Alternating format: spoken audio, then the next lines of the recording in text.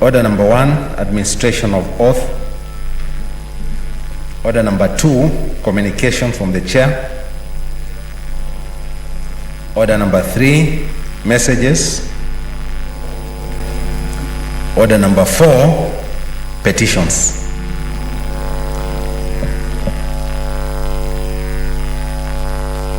Senator Mwenyehaji.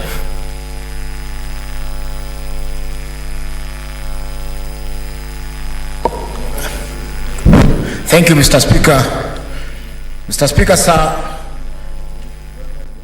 this petition is brought under Article 28, 29, 30, 37, 41, 119 and 119 of the Constitution of Kenya, and Section 5, 4B, 16A of the Employment Act regarding the fate of the former employees of KUSCO Limited. Mr. Speaker, sir, the undersigned petitioners are citizens of Kenya who largely reside in Mombasa County and are largely in the coastal region, and they are former employees of Kenya United Steel Company, known as KUSCO, and wish to draw the attention of the Senate on the fate of the said citizens upon termination of their employment. Mr. Speaker, sir, the facts of the case are that the undersigned 163 people were employed by the company called Kenya United Steel Company Limited, here referred to as KUSCO. The company is based in Mombasa, Jomvu sub-county of Mombasa County. Mr. Speaker, sir, the petitioner were illegally dismissed from their employment but were not compensated by the employee. Instead, the company was sold and the employees left languishing in poverty. Mr. Speaker, sir, the petitioners, through Joseph Ashoya and 171 others, filed the matter before the High Court in Mombasa under petition number 703 of 2011. That the matter, Mr. Speaker, sir, was subsequently transferred to the Mombasa Employment and Labour Court and was subsequently dismissed by the High Court. Mr. Speaker, sir, at the time they went to court, the petitioners were claiming a total sum of 35,813,990 shillings. The amount was as follows. Salaries were amounting to 5,974,791 and other benefits amounting to 29,839,199. Mr. Speaker, sir, there was also the sum of 12,342,644 owed to their SACCO. These are savings which the employees had made with their SACCO. Mr. Speaker, sir, when the company was placed under receivership, PricewaterhouseCoopers Limited were appointed as the receiver manager. The labor officer also filed a report dated 16th April 2014 indicating that the claimants were employees of Kenya United Steel Company Limited. The labor officer recommended that the receiver manager to pay the claimants all their dues worked for the period from September 2003 up to December 2003. Mr. Speaker, sir, the petitioners rely on they allege that the regulators or the receivers declined to make the payment, and as a result they violated Article 10 and 232 of the Constitution of Kenya and national values, principles of governance and public service, including negating the requirement of high standards of professional ethics in their work. Mr. Speaker, sir, the petitioners have suffered inhuman and degrading treatment as a result of their failure to be paid for their work that they had done with the Kenya United Steel Company. Mr. Speaker, sir, allow me to read the prayers because the petition is long. We humbly request the Senate, one, to investigate into the issue of termination and compensation of the former employees of Kenya United Steel Company, referred to as KUSCO, in this petition with a view to establish whether the matter was done within the law and was just and fair. Number two, invite Kenya United Steel Company, the then directors, Kenya United Steel Company, PricewaterhouseCoopers Limited, the Department of Labor and all other respondents and their directors to answer questions regarding this matter of compensation. Number 3, recommends that Kenya United Steel Company and their director do remit to the petitioners the sum of 12,342,644 owed to them by their SACCO, which was not remitted. Mr. Speaker, sir, the committee recommends that the sum of Kenya shillings 35,813,990 being the outstanding wages and benefits be paid to the petitioners. They so pray. Signed by Omar Ali Mwajabu and 9 others, Your Honor, Mr. Speaker, sir, on the 15th of June 2021. Thank you, Mr. Speaker.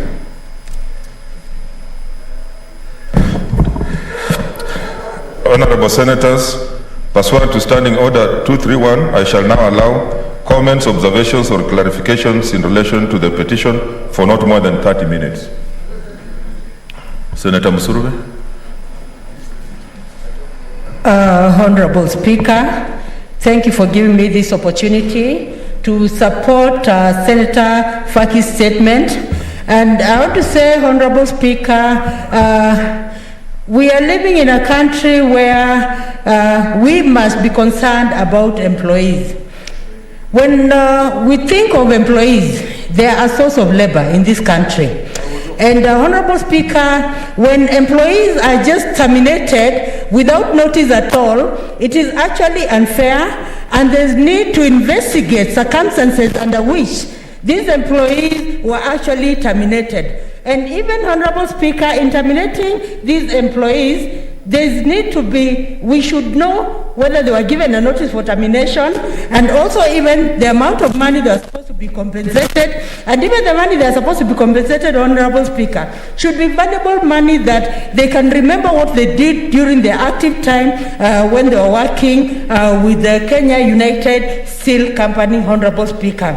And I have to say, Honorable Speaker, even these employees should be compensated for the damages they've gone through. And I think this is a justifiable statement that might be taken to the Rights Committee that will decide, Honorable Speaker, so that it is acted on, and so that Kenyans know that we are there for them, and we are standing with them, we are standing with our employees, Honorable Speaker. I stand actually to support this statement. Thank you. Senator Dulo.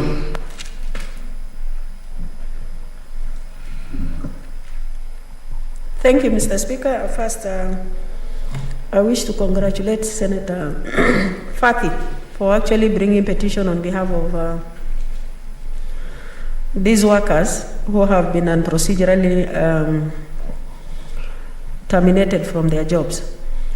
Mr. Speaker, as my colleague has said, there is a big problem as far as our people are concerned in the areas of employment. Individuals, companies, county governments, all these people, they don't actually follow procedures. Because if people don't follow procedures and people are laid off, it's really important that the relevant institution should look into it and make sure that Kenyans get their due rights. Mr. Speaker, you cannot terminate somebody's employment when somebody has worked for organization for more than years. Sometimes you will see that people are terminated without notice. I have a similar situation before Committee of Labor from my county, where Wasonyiro North laid off more than 56 people. They actually reinstated 41 and refused to reinstate 8 of them. This is a matter with Labor Committee, and this is a government institution. It's unprocedurally. Some institutions, Mr. Speaker, they employ members of staff through casual.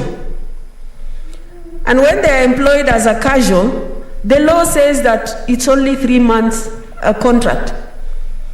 But you will find that even in government institutions, people are employed as casuals, and they end up being in those institutions for more than 10, 15 years. When they wake up one day, they actually lay off those members of staff, and that is illegal. I have a strike of casual workers in my county, where there are over 9 months they have not been paid. The governor appeared, Mr. Speaker, before the Public Accounts Committee, and we told him he should actually give those employees contract. And what they did, they had put, Mr. Speaker, those employees under a contractor who is being paid 18 million, and out of that, he's paying them 7,000, which is immoral, Mr. Speaker. And something needs to be done as far as these casuals and employees are concerned. Many counties, you will see that they have so many thousands and thousands of casuals where they don't care even the welfare of those members of staff.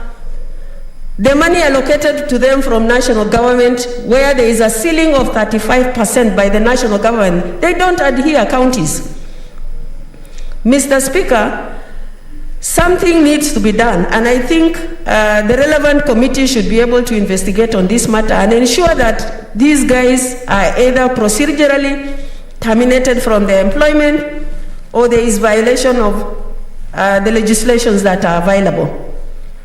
Mr. Speaker, and I think this committee needs, this House needs to crack their whips on these counties who are hiring casuals day in, day out. Every governor who comes in, he will come with his group of employees. And it is non-stop. You know, they are consuming a lot of budget. Most of them, they are not even doing relevant things. I remember there is a committee that appeared before, the county assembly of Tana River appeared before us this week, either this week or last week. And they have passed their ceiling. The employees they have, they are actually casual workers who are unable even to deliver on the mandates of the assembly. So, Mr. Speaker, something needs to be done, and we must stop these shenanigans where counties hire casuals non-stop, you know, without adhering to legislations that are available. I thank you, and I support Senator Faki. Pongezi. Thank you. Senator Wetangula.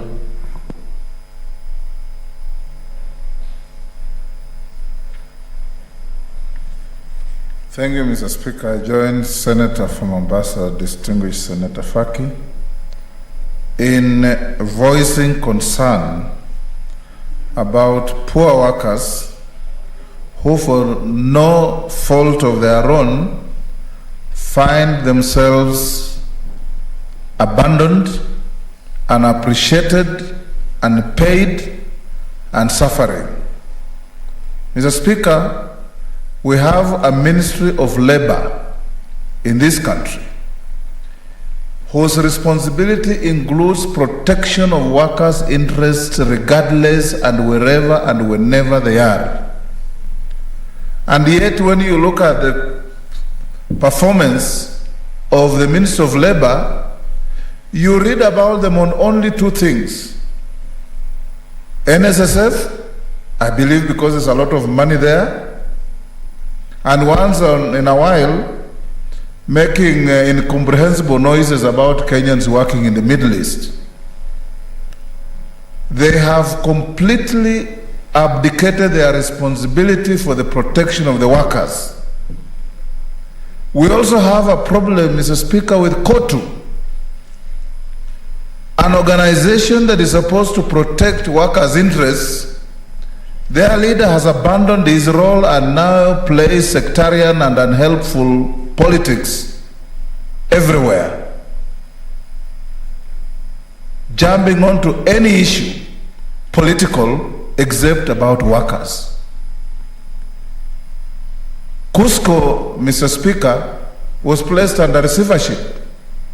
The committee that is going to look at this petition must get the receiver and get full information on what the receiver did with the workers, because when a receiver takes over the company, the interests of the workers don't extinguish, including but not limited to statutory payments of NSSF, NHIF, and so on. And as we look at this, Mr. Speaker, we also decry other places where workers have been abandoned.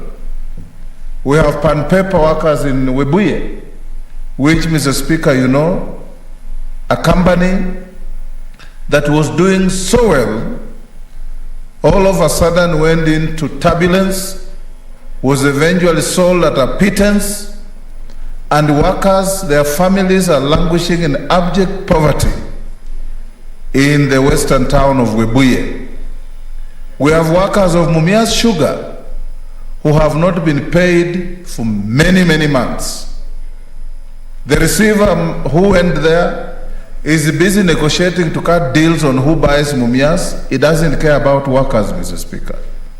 So the committee chaired by Senator for Nairobi, Senator Sakaja, when looking at this petition, should bring a comprehensive policy statement that can guide the country in how to deal with workers of this country, knowing that their umbrella organization called KOTU is only interested in collecting dues for their flamboyant living and don't protect or fight for workers anywhere. Thank you, Mr. Speaker. Senator Wario. Thank you, Mr. Chairman, sir. Mr. Speaker, sir, for giving me this chance. Mr. Speaker, sir, I rise to support the statement by my good friend, Senator Faki. Mr. Speaker, sir, it has come to a habit sacking workers, especially when it comes to county governments. Where I come from, so many workers were sacked, terminated, dismissed from their jobs. And this one has really impoverished the lives of families of these workers. Without a very good reason, these workers are being sacked. Mr. Chairman, Mr. Speaker, these people have some dependents, their families to depend on their salaries. If termination will just go on, a governor comes in, goes out, another governor comes in, sacks, he employs his own, the other one comes in, sacks. If this habit will continue, then, Mr. Speaker, sir, this country will not go anywhere. Therefore, I support. Thank you so much. Senator Boy Issa. I thought Senator Imana. Thank you, Chair. Thank you, Speaker. I'm used to saying, Chair. Thank you, Speaker, for giving me the chance to contribute to this petition. I see from listening to other honorable members that this is a cross-cutting problem all over the country. There are casuals also in Turkana that have been dismissed, have not been paid for a long time.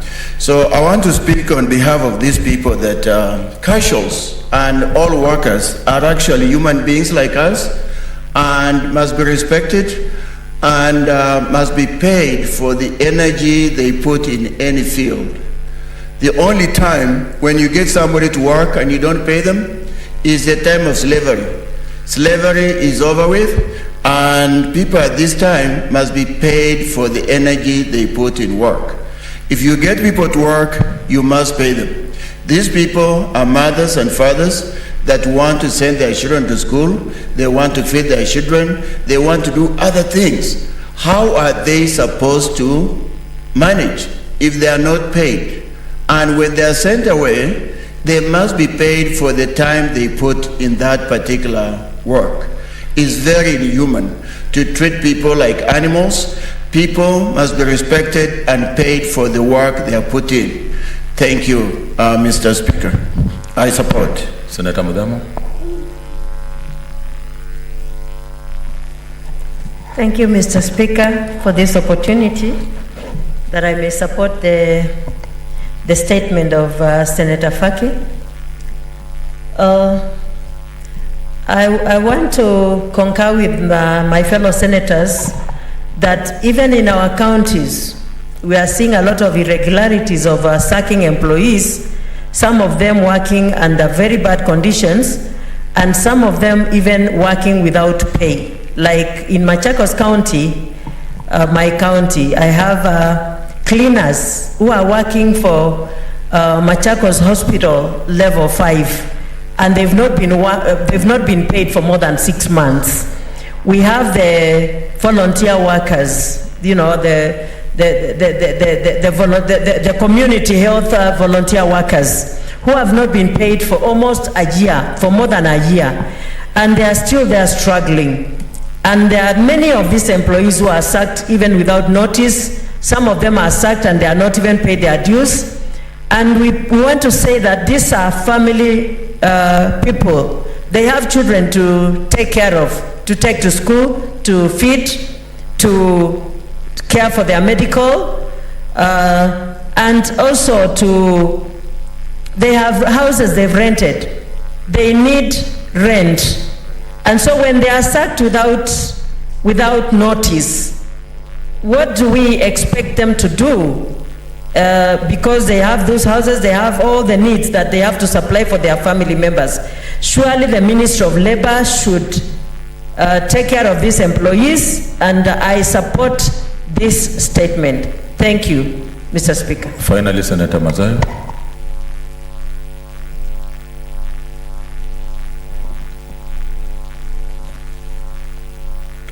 Asante Bwana Spika. Bwana Spika, kwanza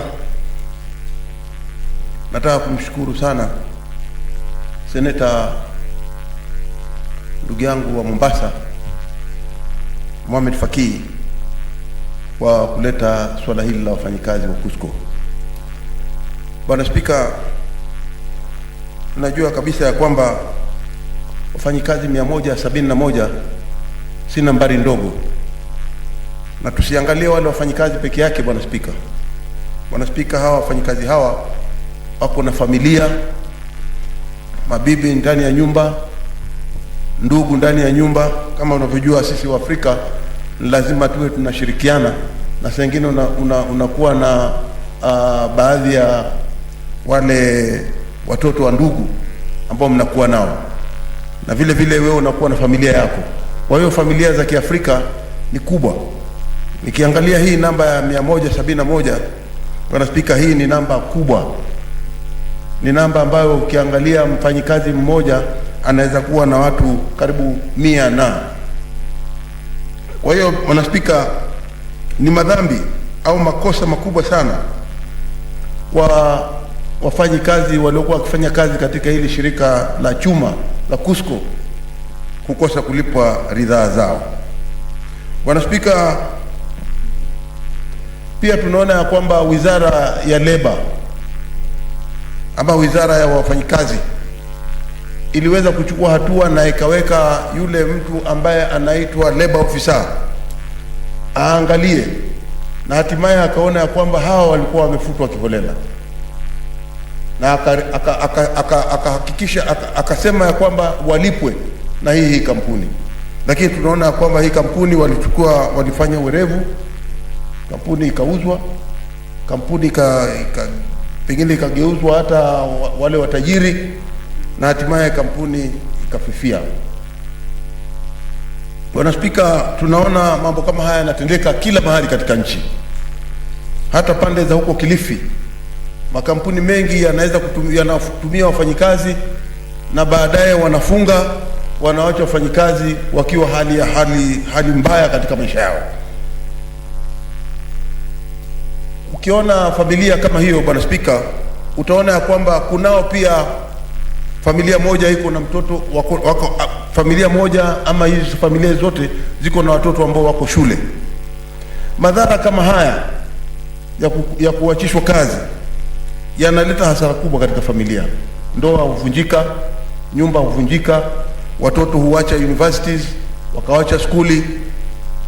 Jambo la kusikitisha ni kwamba wale watoto wa kike huwa katika hali mbaya zaidi, kwa sababu sasa hawana la kufanya na inabidi sasa waanze kufanya ile kazi nyingine ambayo sisi tunawaelimisha ili wasiifanye. Bwana Spika, jambo ambalo nataka kusisitiza pia katika maeneo yale ya EPZ, pia mambo kama haya yanatendeka mara nyingi.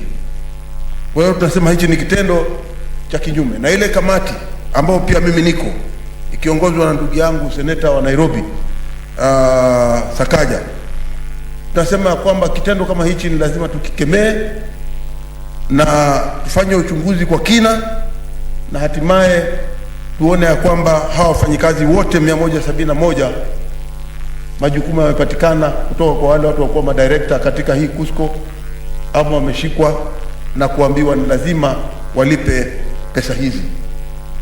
Pesa zilizoko si kidogo. Pesa za watu 171 ni pesa zaidi ya milioni 12, na hizo si pesa kidogo tena kwa wakati huo. Kwa hiyo tunasema ya kwamba pesa hizi saa hizi pia ziko na faida yake.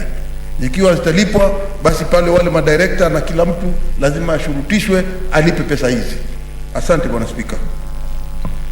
Okay, honorable senators, pursuant to standing order number 2321, the petition is hereby committed to the Standing Committee on Labor and Social Welfare for its consideration, and in terms of standing orders number 232, the committee is required in not more than 60 calendar days from the day of reading the prayer to respond to the petitioner by a way of a report addressed to the petitioner and laid on the table of the Senate. I thank you.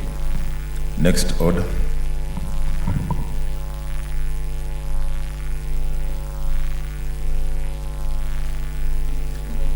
Senator Kediomo, sorry.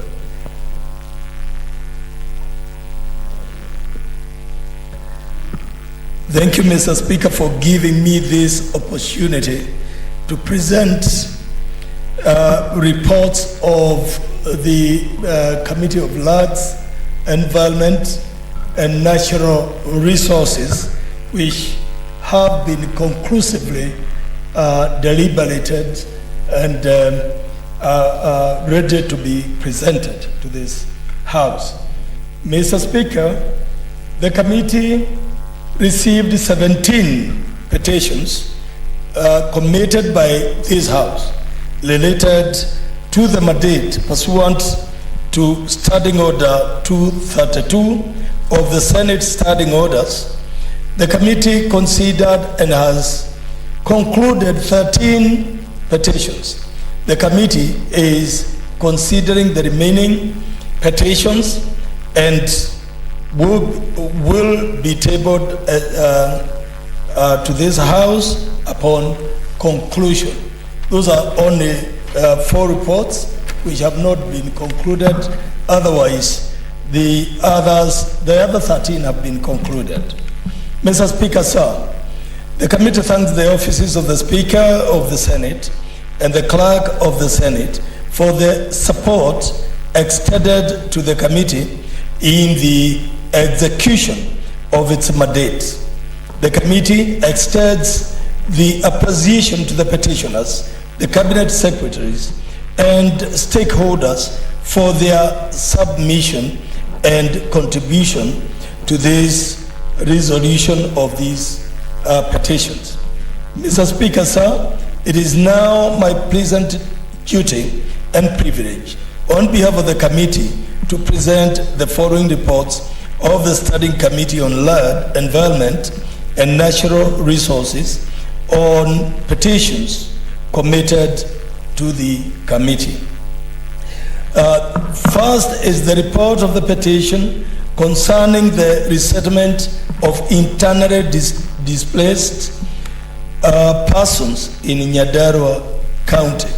Mr. Speaker, there are IDPs who have been settled at the Presidential Park at Olkalau and have been living there for a long time. And they have been told to vacate. So it is our duty now, having presented the report, to ensure that the IDPs have been settled. They have been there for a long time. They don't know where to go. They have families. So we expect that the ministry, or rather the government of Kenya, is going to settle these IDPs. Mr. Speaker, among the other petition that I want to present to this House is on the alleged illegal encroachment of land covering the villages of Pagani, Nyatha, Kaisari, Mavuno, Promoko, and Widho in Lamu County by We2 Livestock Cooperative Society. Mr. Speaker, sir, at the sitting of the Senate held on 4th March 2021, Senator Anwar Oloitiptip, MP, reported to the Senate that a petition was submitted from representatives of White House, Progressive Community-based organization, and residents of Mavumo sublocation in Lamu County on the alleged illegal encroachment of land covering the villages of Pagani, Nyatha, Kuisari, Mavuno, Promoko, and Widho in Lamu County by Wito Livestock Cooperative Society. Mr. Speaker, sir, the committee observed that land has been set aside for the settlement of the said squatters and recommended that the Ministry of Lands and Physical Planning, together with the National Land Commission, ensure that proper and transparent plot demarcation, survey, and squatter verification program for settlement of the ground occupants is done and completed by 31st December 2021, and that a report be shared with the committee on the status. We expect that the Ministry of Lands and Physical Planning and the National Lands Commission are going to assist these people. The plots should be demarcated and allocated to the right people, Mr. Speaker. Mr. Speaker, sir, the next report is on the petition by Friends of Odiri, Wetland, Kenya, on the gazettement of Odiri Wetland in Kiambu County. Mr. Speaker, sir, at the sitting of the Senate held on 7th July 2020, Senator Isaac Mwaura, CBS, MP, reported to the Senate that a petition had been submitted by Friends of Odiri Wetland, Kenya, regarding the gazettement of Odiri Wetland, Kiambu County. The committee observed that the Ministry of Water, Sanitation and Irrigation was already in recognition of the same and was taking the necessary steps to initiate a formal protection status for Odiri Wetlands. Further, that the Ministry of Environment and Forestry had already undertaken commendable steps towards addressing the matter. The committee, however, noted that there was a huge challenge of encroachment into the wetland swamp, which required to be addressed immediately. The Ministry of Water and Sanitation is addressing this issue, and we wish that the ministry is going to hasten the implementation of this issue of gazettement and ultimately gazette the wetlands. Mr. Speaker, sir, the other report is on the petition on delayed adjudication and settlement of squatters on Mashugoni land situated in Bogoni ward in Taveta constituency of Taita Taveta. Mr. Speaker, we have made a visit to this place in Taveta. This land used to belong to Honorable Criticals. The lease has expired. Mr. Speaker, and it is the wish of the people of Taveta that that land be allocated to squatters who are already on the land. And there have been problems because criticals wanted the lease to be renewed, and those who are living on the land would not wish the lease to be renewed because they want the land to be allocated to the locals. So, Mr. Speaker, the wish of the recommendations of the committee are that the land should not be, the lease should not be renewed, and the land should be allocated to the squatters who have already settled on the land, Mr. Speaker, sir. And we are hoping that the National Lands Commission and the Ministry of Lands and Physical Planning is going to implement the recommendations of the committee. Mr. Speaker, the next report is a petition on alleged illegal encroachment of community land by the School of Artillery, Kenya Defense Forces. Mr. Speaker, sir, this petition was brought to this House by Senator Fatuma Duro, CBS MP.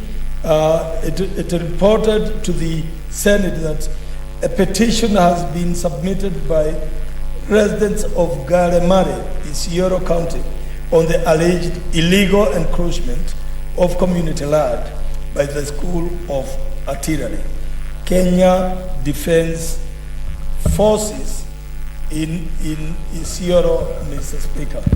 Mr. Speaker, the committee conducted investigations and a site visit to Isiolo. The committee noted that the land was acquired by the Gazette Notice number 3210 of 1977, which required all applications for compensation by claimants to be submitted to the respective district commissioners at Isiolo. This is for purposes of compensation. Unfortunately, most of those living on the land did not send their applications to the district commission, and the committee has recommended that those who sent their applications before the expiry of the days given should be allocated the land. If not, they should be compensated, because it's only fair that if government is taking land that does not belong to it, then they should compensate those who are living on that land. And we have a lot of cases like that in Kenya, where land has been taken without compensation. And I think it's just time for government to know that those people will be suffering, and they have suffered, and they should be given due compensation. Mr. Speaker, sir, the report number 6 is a report on the petition regarding the acquisition of Karare land in Marsabit County by the Kenya Defense Forces.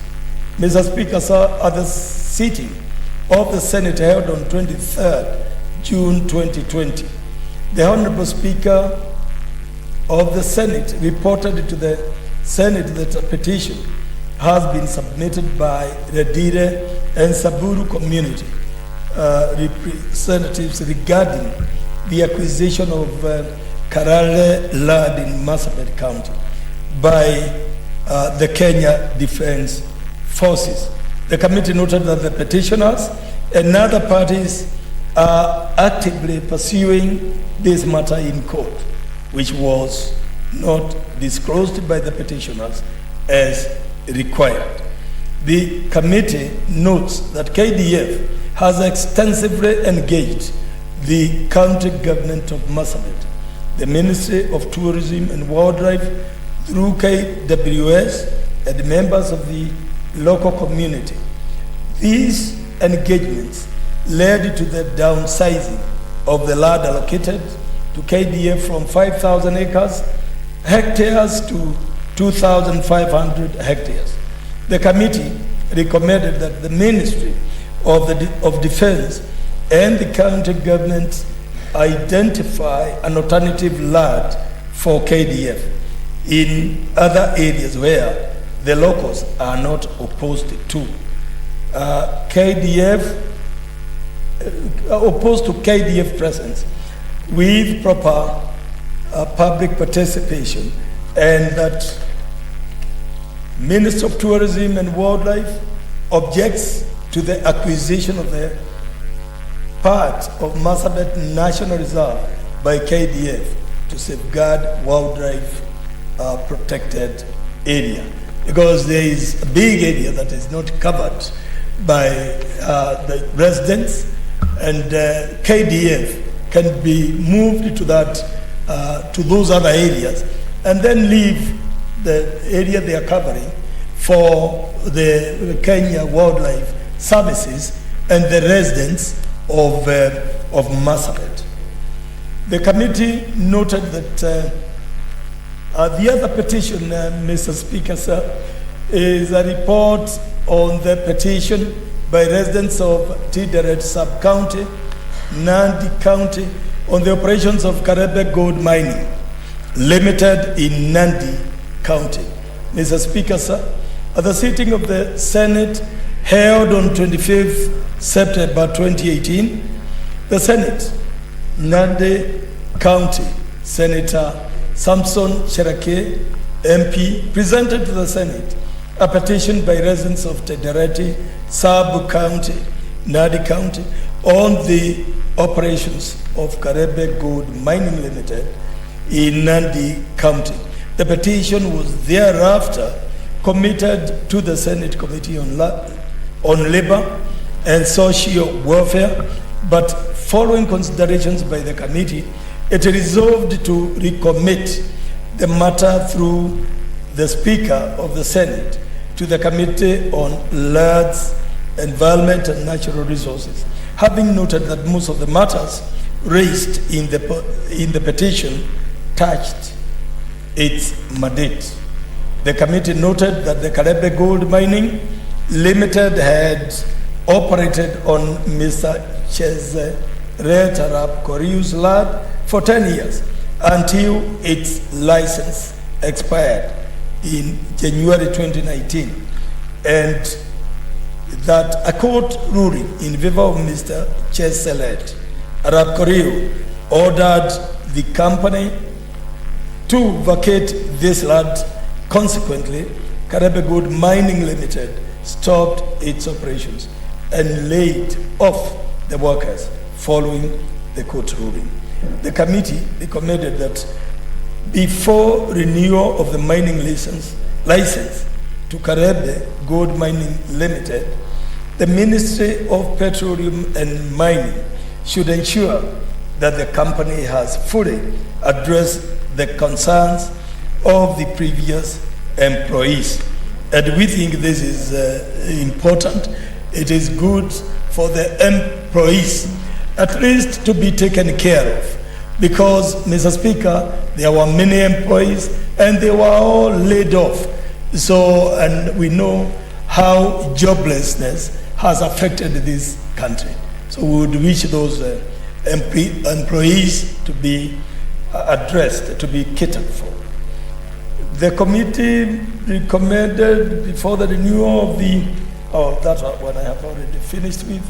Mr. Speaker, the other report is on the petition concerning the alleged exchange and final transfer of titles for parcels of land known as Rari Nyakenywa, Solai Farm, located in Solai, Nakuru County, and Rio Bay Farm Limited, located in Gilgil, Nakuru County.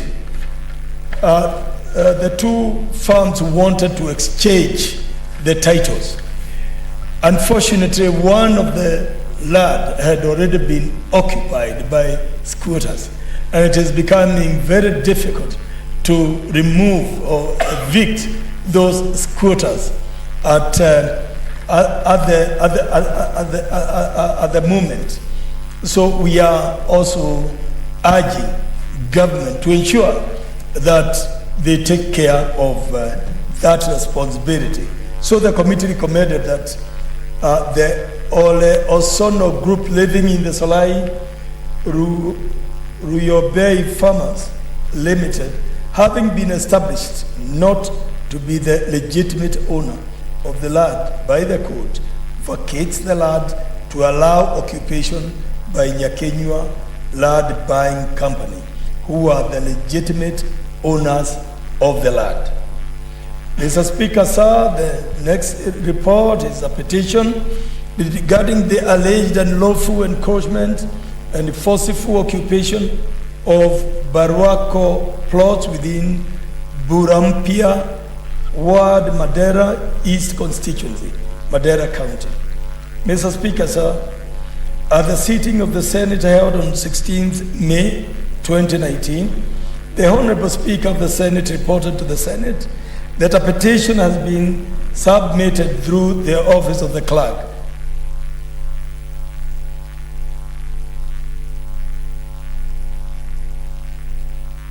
on the alleged unlawful encroachment and forceful occupation of Baruaco plots within the Burampia Ward, Madera East Constituency, Madera County. Mr. Speaker, the committee conducted investigations and arrived at recommendations that are outlined in the report. The committee noted that there was no dispute that the petitioners were the rightful owners of the pieces of land and that the petitioners had no objection of the government acquiring the land through compulsory acquisition as long as they were adequately compensated.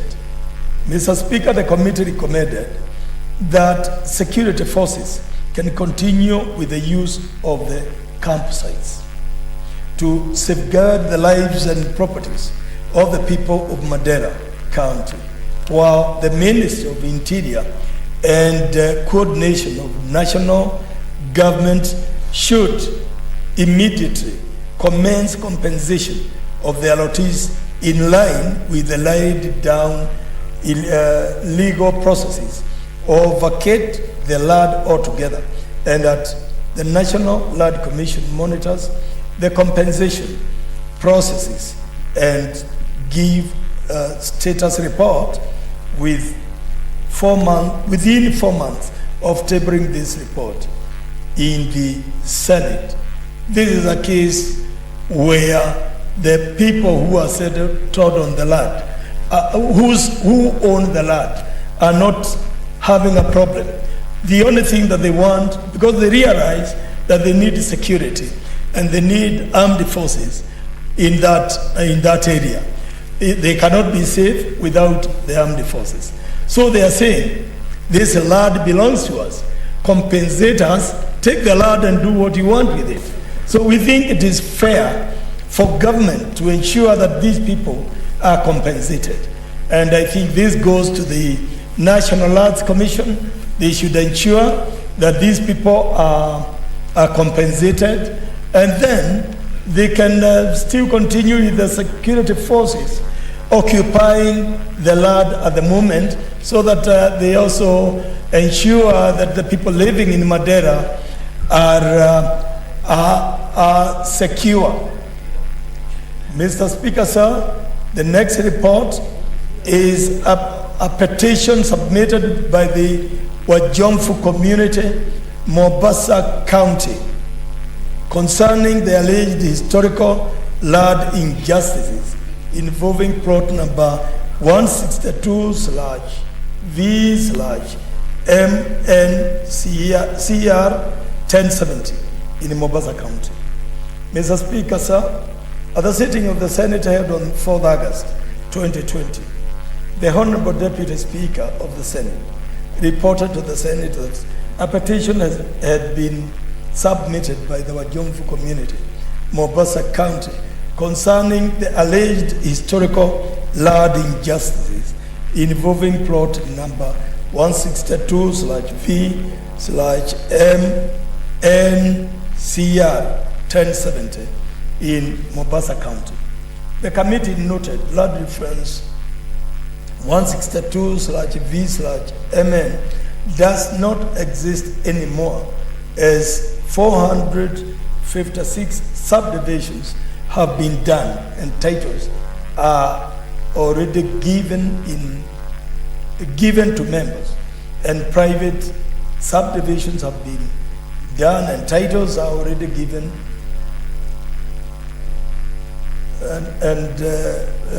private purchasers. Further, this matter was listed as a historical case that has been prioritized for investigations, hearing, and determination by the National Land Commission. Mr. Speaker, the committee recommended that the National Land Commission expedites their investigation on the issue as a historical land injustice and give direction within 3 months of tabling this report in the Senate. The matter is being investigated as I'm presenting this report by the National Lands Commission, and I think it is going to give a fair judgment of the matter. We had a visit to Mombasa with the area senator, and we listened to the petitioners, and they have a case. So I'm of the opinion, and I would urge the National Lands Commission to ensure that justice is done to this matter. Mr. Speaker, sir, the next report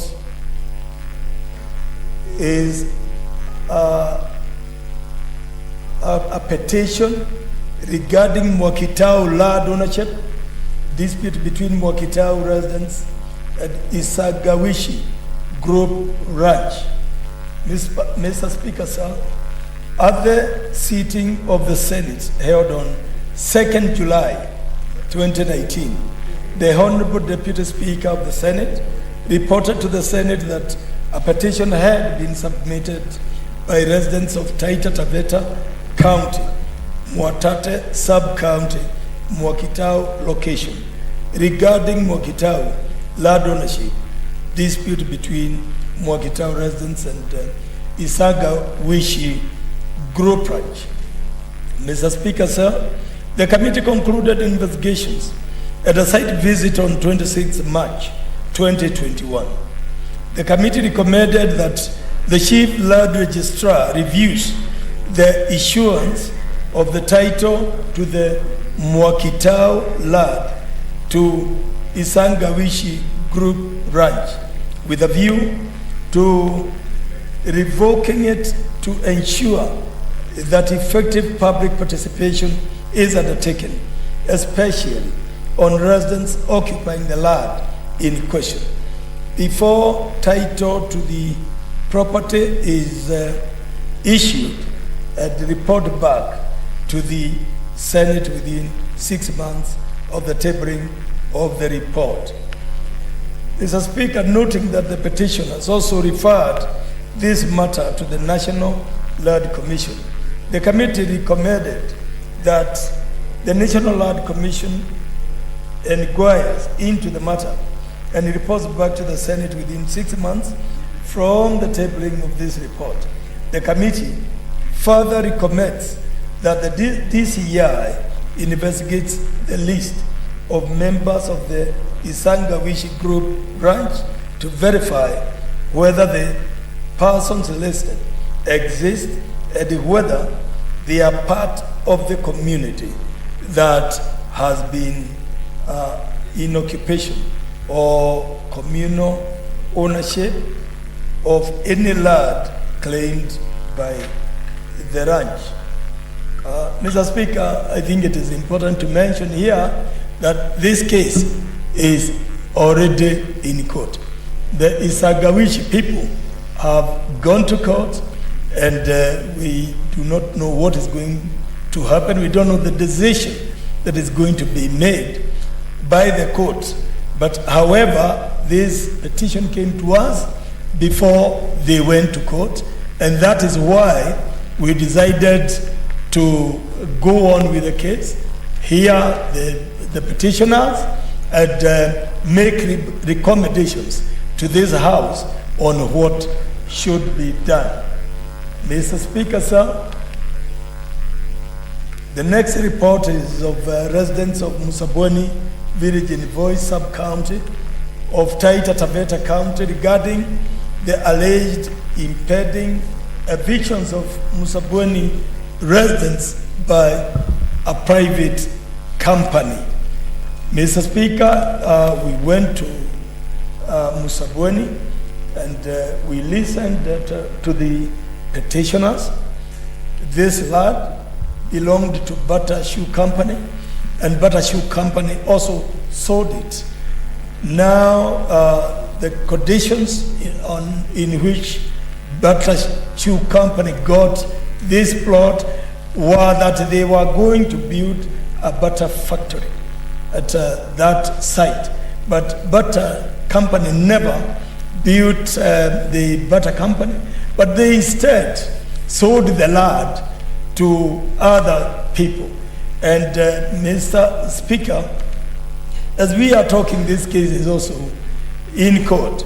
But then we are saying the committee conducted investigations and a site visit on 27th March 2021.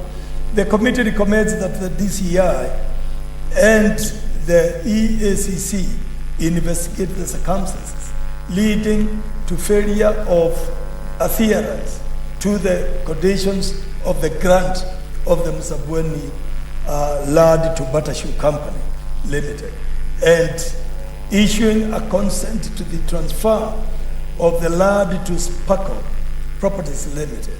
The committee further recommends that the Cabinet Secretary, Minister of Land and Physical Planning, and the Cabinet Secretary, Minister of Interior and Coordination of National Government ensure that the residents of Musabweni are not evicted from the Musabweni land until the investigations are completed. The National Land Commission ensures that no funds for compensation for compulsory acquisition are released to Sparkle Properties Limited until conclusion of the investigations. This is a tricky case where Butter Shoe Company had been given conditions before the land was allocated to them, and one of the recommendations was that they should build a Butter Shoe Company, but not sell the land.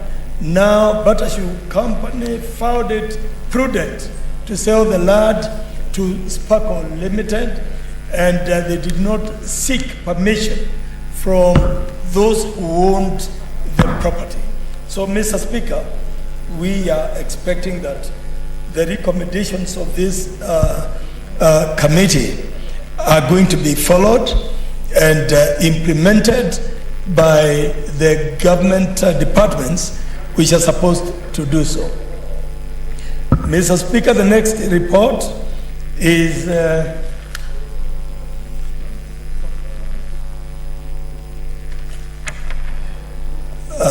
thank you, Mr. Speaker. I have already tabled the reports. They are at the front. They are with the clerk of the Senate, all of them. I have only two other ones to present, Mr. Speaker, sir. Mr. Speaker, the next one is a report, a petition by residents of Musabweni village in Voi sub-county update. With that, so I go to the petition concerning the adverse effects of rock blasting at Thwake Dam. Mr. Speaker, sir, I do not wish to present this one because there's still one or two recommendations that we are making later, and this report can be presented by next week. Mr. Speaker, as you have heard, the Committee of Lands, Environment and Natural Resources has a lot of work and responsibility. And Mr. Speaker, sir, I would beg that this committee be given a little more fund to be able to move to all corners of this country investigating cases pertaining to land issues. Mr. Speaker, I beg to stop at that point. Thank you. That was just a report. I can see people want to make comments on it. We have a very heavy order, so I'll just ask that we go to the next order.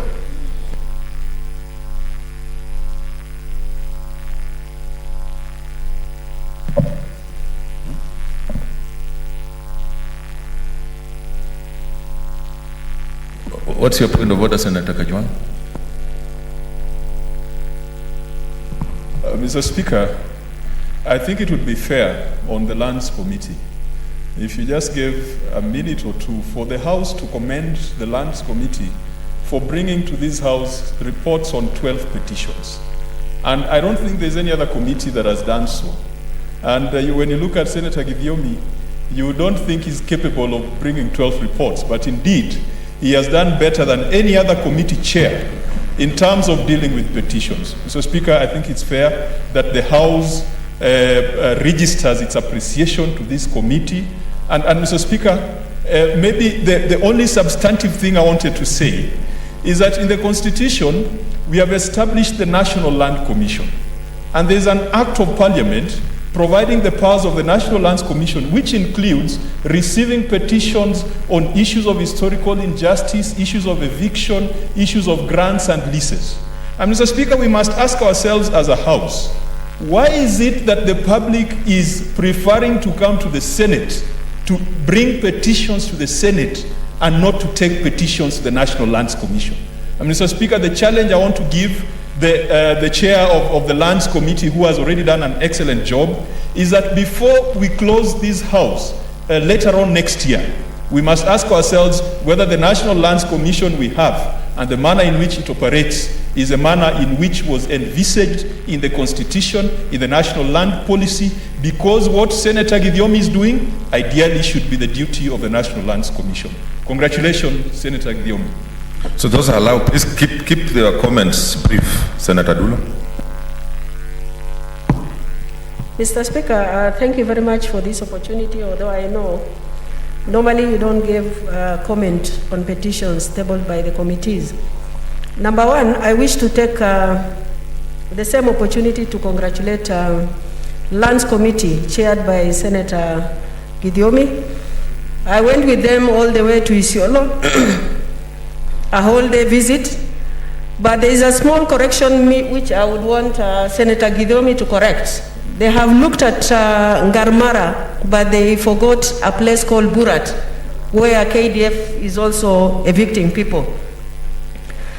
Thirdly, Mr. Speaker, this committee has been doing a great job, but the challenge they have been facing, the minister refused, and I'm using this word, in several sittings that we had with this committee, the minister refused to appear and respond to those issues. And that equally goes to NLC, where we requested for some information which they purported to have compensated some individuals. They refused to submit those lists, which I think we need to follow up. And KDF. Finally, we have an issue of implementation of the report of our committees. This is a very good report. It's going to help Kenyans who are affected. But this committee, through your office, Mr. Speaker, and the clerk, it is important this report to be implemented as quickly as possible, so that who are facing eviction, they should be stopped and compensated if it's going to take place. I thank you. Senator Munyahaji, sorry. Briefly. Asante Mheshimiwa Spika. Mimi pia nachukua fursa hii kujiunga na maseneta wenzangu kumpongeza Seneta Githiomi kwa kazi nzuri ambayo ameifanya. Aliwahi kuzuru sehemu ya Jomvu Kuu siku moja, na vile vile tukaenda mpaka Ukunda on the same day kwa siku hiyo, na tukimaliza ziara ya shamba ya Ukunda ilikuwa ni karibu saa 2 usiku. Kwa Mheshimiwa Spika, nampongeza kamati yake kwa kazi nzuri anayofanya, na pia ningependa kujiunga na Seneta Dulo kusema kwamba kuwe na mwelekeo hii ripoti yake itatekelezwa vipi, kwa sababu masuala mengi ya ardhi yameweza kufa katika National Land Commission. Kwa hivyo hatungependa ripoti hii ambayo kamati imekaa ikafanya kazi kubwa alafu naenda kuisha katika shelves kama vile ripoti zingine zilivyowahi kufa. Asante Mheshimiwa Spika. Senator Halake. Thank you, Mr. Speaker. Mr. Speaker, I was a member of the Lands Committee, and I can vouch and confirm that Chairman Githiomi, Senator Githiomi, is one of the most hardworking chairmen I know. One time, when he had to make sure that the communities get their service, he walked across and actually got hit by a boda because in trying to make sure that even he didn't use the vehicle because there was so much traffic, and he knew the communities were coming in the afternoon and had to definitely give answers to them. I mean, all of his hard work even and the good work he has done. This committee receives a lot of petitions, especially because of the land issues in this country, and this committee has done a wonderful job. I must say that with these reports, and as you've seen, these are not reports that were done lightly. They are very comprehensive, and Senator was at the chairman was at the center of all this, physically hands-on, making sure that he goes to every office on foot sometimes when he has to. So congratulations, Senator. We are very proud of the work you're doing, but also as this Senate, I think we should be very proud that communities are now finding solace and finding answers and finding service in the Senate of Kenya than anywhere else, because the number of petitions that are coming to this house are testament to the fact that the people of Kenya trust the Senate to serve them. The people of Kenya know that the Senate is a place where the justice will be served to them in the issues they have here. So, Mr. Speaker, I congratulate the committee and thank you and support the reports. Senator Olekina, we are finishing now. Mr. Speaker, thank you. Let me begin by also joining my colleagues to congratulate my dear friend Githiomi. And I do so because I know as a land committee, they had the highest number of petitions, I think 41. At some point they did 17, today you've tabled about 12. You still have 5 more to go, which is a good thing.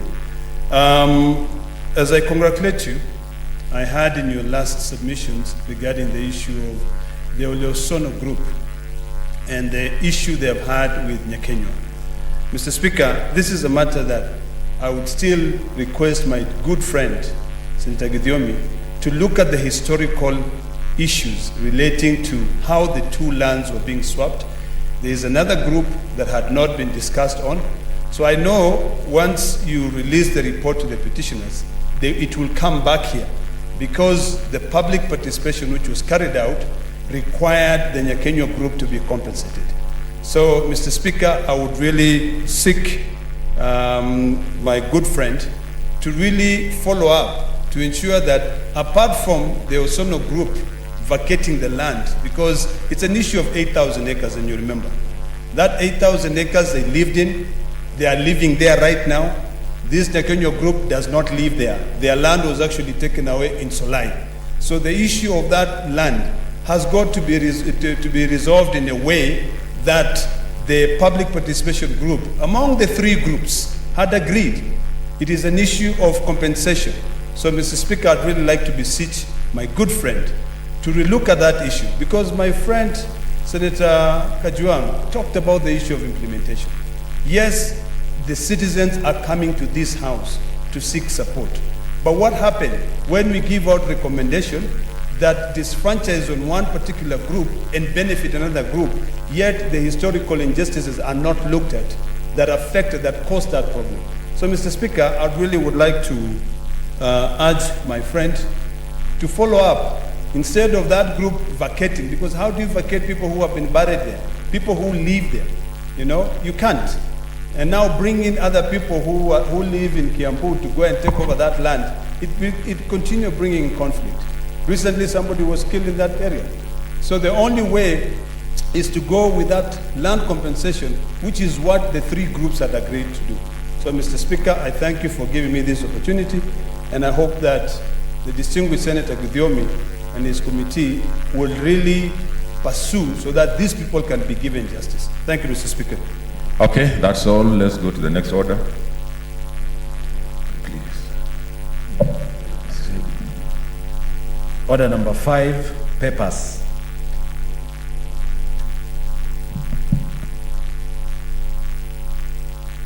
The leader.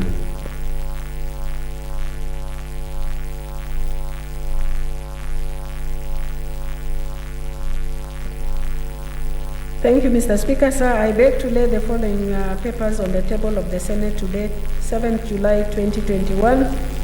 Number 1, report of the East Africa Legislative Assembly Committee on Communication, Trade and Investment on the capacity building for members held between 22nd to 25th October 2020 in Arusha, Tanzania.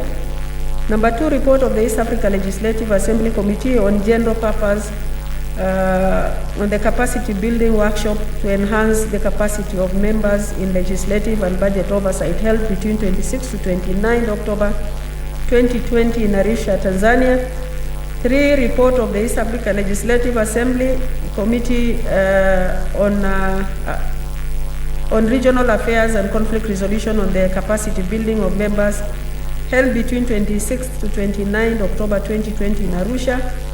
4thly, report of the East African Legislative Assembly Committee on Legal Rules and Privileges on the oversight activity on compliance with the East African Cooperative Protocol and laws by EAC institution phase 2 held between 1st to 5th November 2020 in Arusha. And finally, report of the East Africa Legislative Assembly Committee on accounts to assess the status of implementation of the Assembly recommendations on the EAC audited accounts for the East African Court of Justice and East African Community Competition Authority for the financial year ended 30th June 2017 and 2018, held virtually between 17 to 21st January 2021 in Arusha, Tanzania. I thank you. Okay, I have a communication. Honorable Senators, take your seats. Order. Order, Senators, I have a communication. Honorable Senators, Standing Order number 240 provides for the procedure on reports of the East African Legislative Assembly and the Pan-African Parliament. Standing Order number 242 provides that the Standing Committee on National Cohesion, Equal Opportunities and Regional Integration shall consider bills or acts, reports or records of debate of the East African Legislative Assembly or the Pan-African Parliament and submit its report to the Senate with its own recommendations, if any, within 21 days from the date of submission of such bills or acts, reports or records of debates.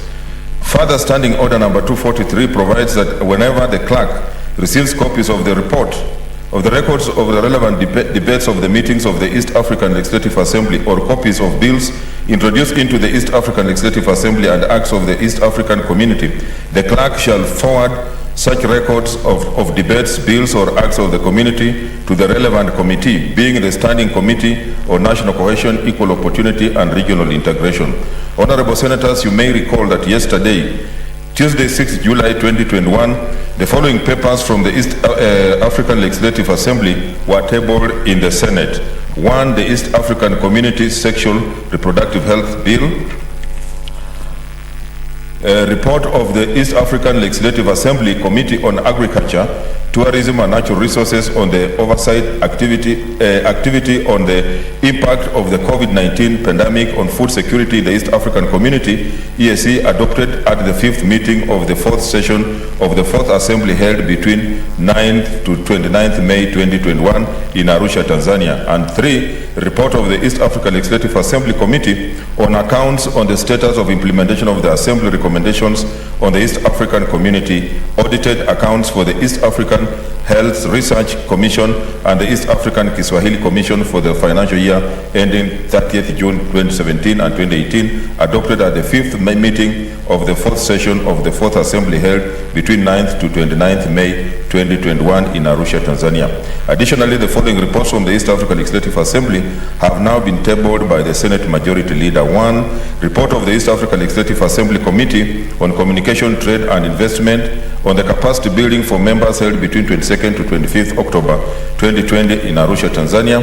2. Report of the East African Legislative Assembly Committee on general purpose on the capacity building workshop to enhance the capacity of members in legislative and budget oversight held between 26th and 29th October 2020 in Arusha. 3. Report of the East African Legislative Assembly Committee on regional affairs and conflict resolution on the capacity building of members held between 26th to 29th October 2020 in Arusha, Tanzania. And 4. Report of the East African Legislative Assembly Committee on legal rules and privileges on the oversight activity on compliance with the EAC protocols and laws by East Africa institutions, phase 2 held between 1st to 5th November 2020 in Arusha, Tanzania. Report of the East African Legislative Assembly Committee on accounts to assess the status of implementation of the Assembly recommendations on the EAC audited accounts for the East African Court of Justice and East African Community Compensation Authority for the financial year ended 30th June 2017 and 2018, held virtually between 17th to 21st January 2021 in Arusha, Tanzania. Honorable Senators, pursuant to the provisions of Standing Orders number 242, I direct the Standing Committee on National Cohesion, Equal Opportunity and Regional Integration to consider these reports and bills and table reports thereon with recommendations, if any, within the stipulated timeline of 21 days for consideration by the Senate pursuant to Standing Order number 244. Going forward, I direct the clerk, as he discharges his obligations under Standing Order number 243 by forwarding such reports or bills from IALA, to also make arrangements for tabling of the same documents for the information of the Senate as the committee proceeds to interrogate the documents. I thank you. Next order. Order number 6, notices of motion. Order number 7, statements.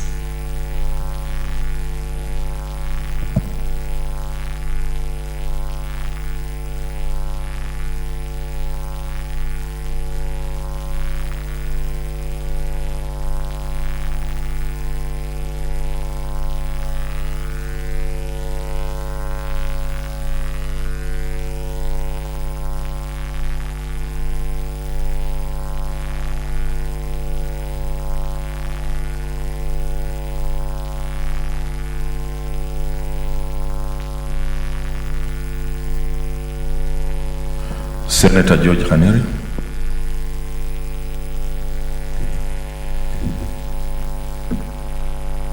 Mr. Speaker, I thank you for the opportunity. Mr. Speaker, I'm making a statement on the increased rate of unemployment caused by the COVID-19 pandemic.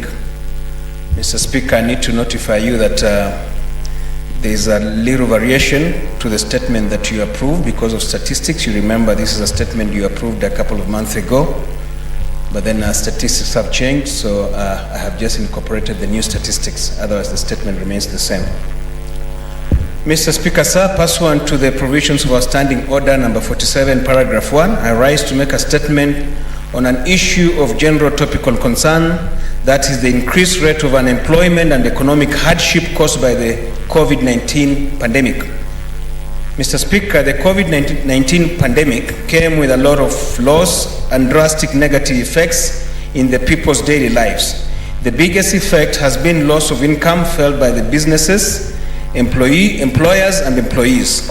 the pandemic has exacerbated the unemployment situation in the country, leaving a significant number of people, especially the youth, jobless. The rate of unemployment and underemployment in Kenya has been high, but the COVID-19 pandemic has worsened it significantly. Mr. Speaker, sir, on the economic front, the worst hit sectors are the tourism, transport, horticulture, and communication. In addition, small businesses and the self-employed in all sectors have not had it any easier either. Due to the lockdown measures imposed to curb the spread of the virus, business operations have had to reduce significantly, thus greatly affecting small businesses' profits. Whereas before people could conduct their businesses for as long as they wanted, the curfew brought limitation to that. The pandemic has forced many businesses in the country to lay off staff, slash employees' salaries, and for some, to close down. Mr. Speaker, according to a report released by the Kenya National Bureau of Statistics on the 1st of September 2020, Mr. Speaker, this was 6 months into the pandemic, the unemployment rate had doubled to 10.4%, as compared to 5.2% in March of 2020. This percentage could have gone higher because it's now one year, 4 months into the pandemic. As many as 1.7 million Kenyans as of September 2020 had lost their jobs due to the pandemic. We can only imagine how much worse the situation is now. According to the same report, the number of employed individuals in Kenya had shrunk from 17.8 million to 15.9 million. More worrying, Mr. Speaker, is that the age bracket affected the most by unemployment are our youth, ranging from 20 years to 29 years. Mr. Speaker, in his remarks in August 2020, His Excellency the President, Uhuru Kenyatta, expressed optimism that Gen U will intervene in this situation by assisting the government in unlocking the potential of Kenya youth. Mr. Speaker, Gen U is a United Nations youth empowerment program that was launched in 2018 with the goal of ensuring that young people aged 10 to 24 years are either in school, training, or employment by the year 2030. However, not much of this is being seen 10 months after the promise was made. Our youth are still suffering, and those in self-employment are still facing harsh realities. Over the period of the pandemic, the government rolled out Kazi Mtaani, but even that has not been sustainable, Mr. Speaker, as we all know. The news that the international financial institutions have proposed a freeze of employment by the government as a precondition for external borrowing will definitely compound this crisis. The containment measures by the government are hurting the people too. For instance, as much as the curfew is a necessary health protocol, the government needs to be alive to the plight of certain small-scale business people, such as fishermen, fishmongers who operate at night. Mr. Speaker, the COVID-19 pandemic and the attendant unemployment crisis has led to other societal problems such as drug and alcohol abuse, mental health problems, crime, murder, and suicides, which we all see on our television sets. I believe economic recovery should be a structured and planned process. As the national legislative body and leaders in the country, we should have this structured conversation on economic recovery post-pandemic. The current budget for the financial year 2021-2022, titled Building Back Better, should be implemented to ensure economic recovery and growth.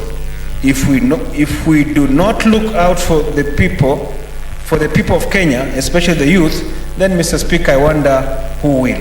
Mr. Speaker, thank you. We have so many statements, so I'll really limit the intervention so that we have more statements being raised. Senator Wetangula.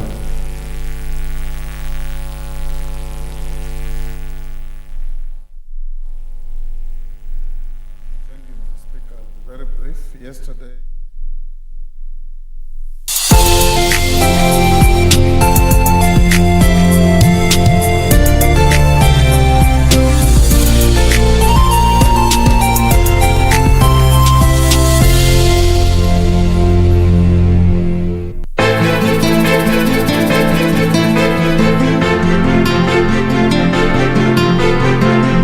Sasa kuna shughuli yote ambayo inaendelea hadi Dengo atakaposafiri tena.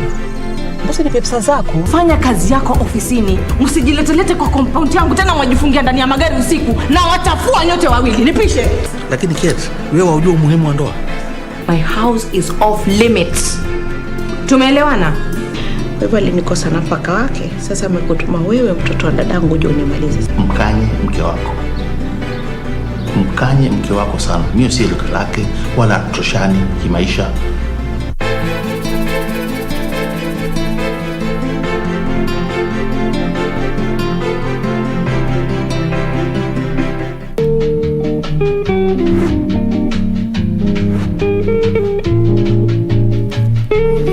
Kuna kijana mumeona hapo Mongeti? What is he saying? Isa, relax though, relax. Hey. Ukiingia hapa kwenye koti hapana kushikana. Hey, cool down, man. Mlijuana na yeye at what time? Ai, mtoto amekaa miaka 10 yote. You see, you don't even know. Did you?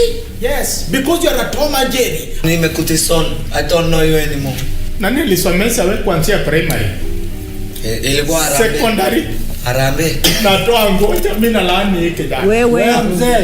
Wacha mimi sawa. Wacha mzee, wacha kutoa nguo.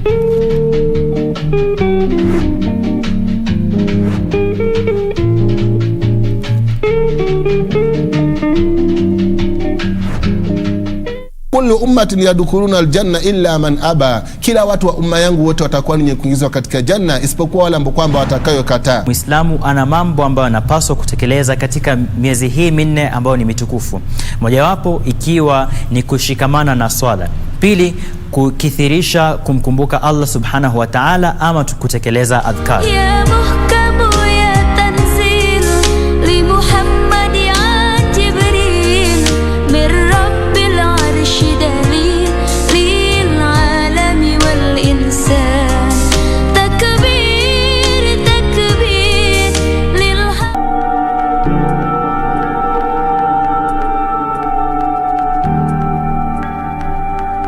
What did you say? You know what? I'm a lot of things, but a murderer? Beverly. I said, I don't want to play with you. Nimba na huyo? Yani kiburi umefikisha hapo, si ndio? I'm really looking for my trouble today. Yani Chris ni mtu unaongelesha hivyo? Mark nakwambia ile moto inangoja huyo mwanamke. Nakwambia wewe usijali. Na vitu tayari zimeshaiva. Relax. Alikwambia kwa wapi? I'm here. Mom, you're in serious trouble. What trouble? With him, I'm stuck on you. You should thank God I was in a very good mood today. Next time you'll not be that lucky.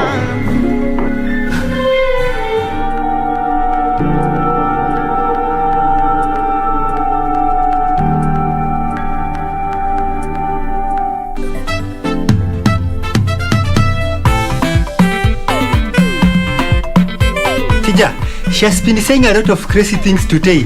I think she ate a smoky or she sniffs. I did not smoke anything. Did you give me anything to smoke on?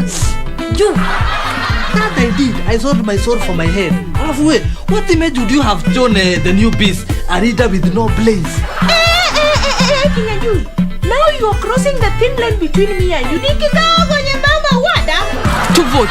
Two votes, Mishi. Bill. 2 votes. I only need 2 more days, please. We don't even have a single day. Uko sure you've spoken to those stupid classmates of yours? Classmates, every Saturday on KBC.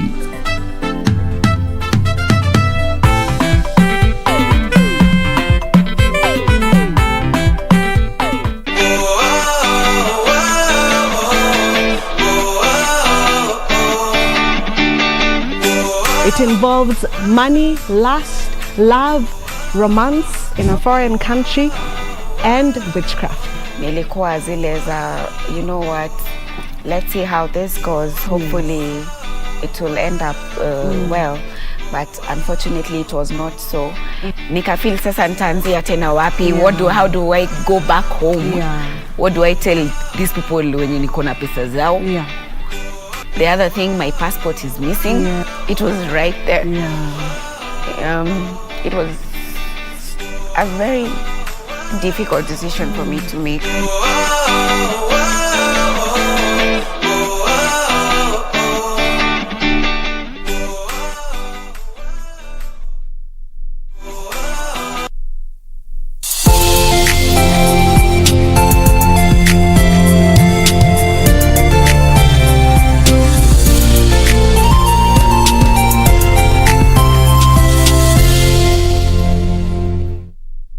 Finance and National Planning. I know that the chair, and that committee is currently holding a meeting with the Treasury officials to respond to several questions that some members have asked. So that your request will be channeled through the office of the Leader Majority. Honorable Undo, you can liaise with the Leader Majority to present the request to the Chair of Finance. The next segment is responses. Honorable Karek Mbiuki, there's something you had suggested with Honorable Nasir. Thank you, Mr. Speaker. Sir, Mr. Speaker, I would request to give the following response to the two statements. One, Mr. Speaker, is from the member for Chepalungu constituency, the Honorable Gideon Koske, MP, who sought the statement on leopard menace in Chepalungu constituency pursuant to standing order 44.2c. Mr. Speaker, on the first question which is that within which specific timelines shall KWS capture and relocate the leopard and its cubs from the aforementioned residential area in order to forestall the possibility of the residents taking the matter in their own hands. Mr. Speaker, the Ministry of Tourism and Wildlife, through KWS, protects, conserves, manages wildlife in the country. Where there are designated wildlife protected areas known as National Park, National Resources, Reserves, Game Reserves, Sanctuaries and Conservancies, wildlife move in and out from these areas, resulting to a greater percentage of wildlife resident outside of the protected areas between the seasons.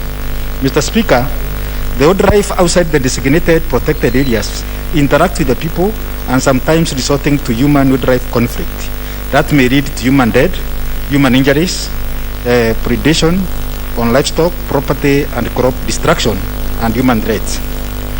Mr. Speaker, Chepalungu constituency is one of the 5 electoral constituencies in Bomet County. It has notably a few cases of human-wildlife conflict compared to other constituencies in the region due to its location. Mr. Speaker, the constituency falls in between Masai Mara and Mau Forest. Masai Mara Game Reserve, where the majority of wildlife are confined and surrounded by the community conservancies that accommodate a high number of wildlife, thus cushioning Chepalungu constituency from experiencing conflict. Mr. Speaker, I have supplied the statement, the responses to the honourable member, but on the second question, which is to what form of compensation will KWS provide the resident who have lost livestock to the marauding leopard, and within which guidelines will the compensation be undertaken? Mr. Speaker, as regard to the compensation, a detailed report of the status of human-wildlife compensation in Bomet County since 2015, indicating the names of the affected persons, nature of loss, and amount of compensation recommended to be paid by the Community Conservation Committee, totaling to 903,500 million. Mr. Speaker, 903,500 has been provided. The honourable member has been furnished with a detailed report. Mr. Speaker, the other issue was what short and long-term measures that the government have in addressing perpetual human-wildlife conflict occasioned when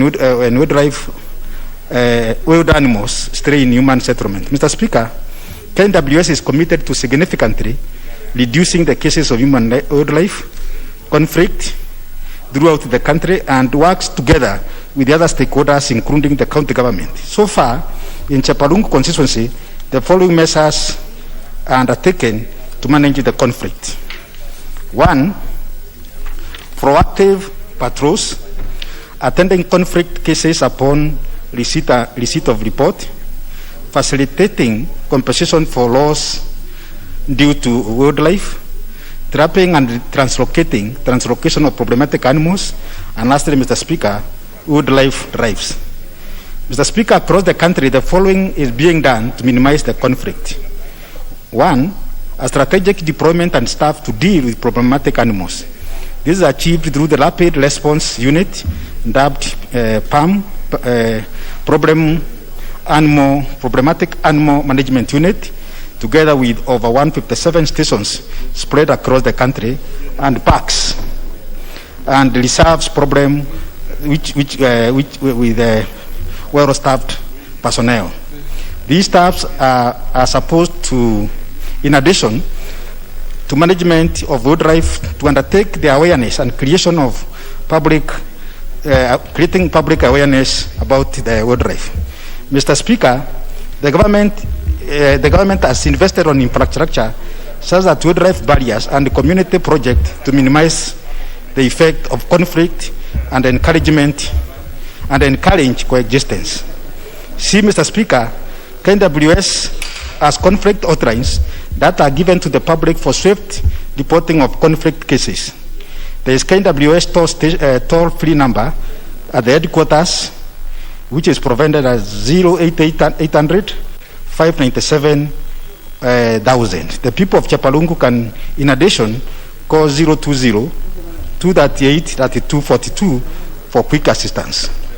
Indeed, Mr. Speaker, the service also translocates problematic animals and undertake translocation of species of animals from an ecosystem whose carrying capacity is exceeded to other suitable ecosystem.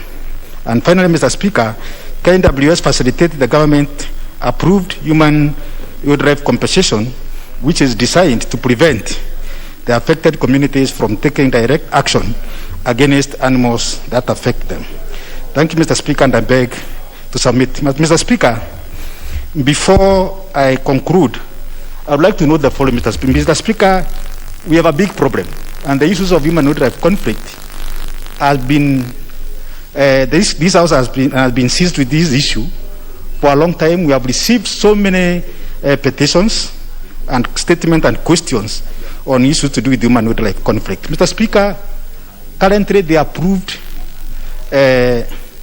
compensation amount to more than 6 billion. But Mr. Speaker, the last financial year, what was provided for was roughly 600 million. In the current financial year, Mr. Speaker, what is provided for in the budget is less than 500 million. So, Mr. Speaker, you can be able to see the deficit which is there. Mr. Speaker, when we are doing the budget and bearing in mind, this is the house which starts with the budget making process, I really pleaded with the budget committee so that we can be able to increase the amount of compensation by 1 billion. But unfortunately, Mr. Speaker, we did not manage. So, Mr. Speaker, it is a bit frustrating, bearing in mind that as members, we are the people who are so much affected. Our constituents are so much affected by these issues of human wildlife conflict. But at the same time, we are unable even to give adequate budgets for compensation, Mr. Speaker. So, Mr. Speaker, I beg to submit, and I'd like to respond to the second question, the second statement, then we can be able to get any reaction from the questioners. Mr. Speaker, the second statement is from the Honorable Bernard Sinari, MP, on miners who lost their lives in the Ikolomani constituency. Mr. Speaker, the first question, the Honourable Member asked that could the chairperson state whether the government is aware of high multitude of mining activities in the Anda corridor, attracting over 85,000 people, and that artisanal mines. Honorable Kareke, is the Honorable Shinali No, I cannot see Mr. Speaker. I think just table it. Okay. He will read. Thank you, Mr. Speaker. And the third one?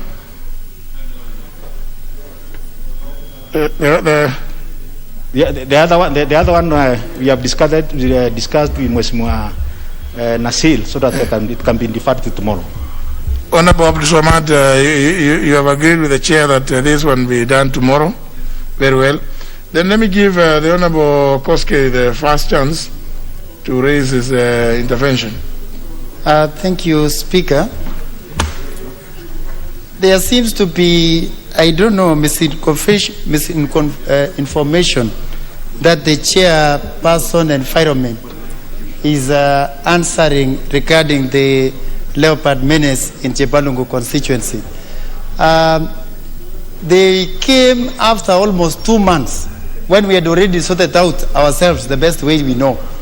What I understand, Honorable Speaker, if we don't take care of these wild animals in their protected areas, they will take care of us. They will feed on us. Honorable Speaker, I would not understand why the budget committee, in their own wisdom or lack of the same, decide to give 500 million to Environment Department for the compensation to the victims across the country. Currently, it stands at 6 billion for compensation that wild animals have messed up with the human being. It is very important going forward that the budget committee look at this issue of conflict of human life versus animals as a priority. Human rights are animal rights, or rather human rights are anthropocentric in nature. Honorable Speaker, KWS has a huge number of officers who are able enough to take care of all the conservatives in Kenya. Going forward, if possible, KWS should be given enough money allocation so that they can be able to employ quite a number of youths who are energetic and able to take care of wild animals.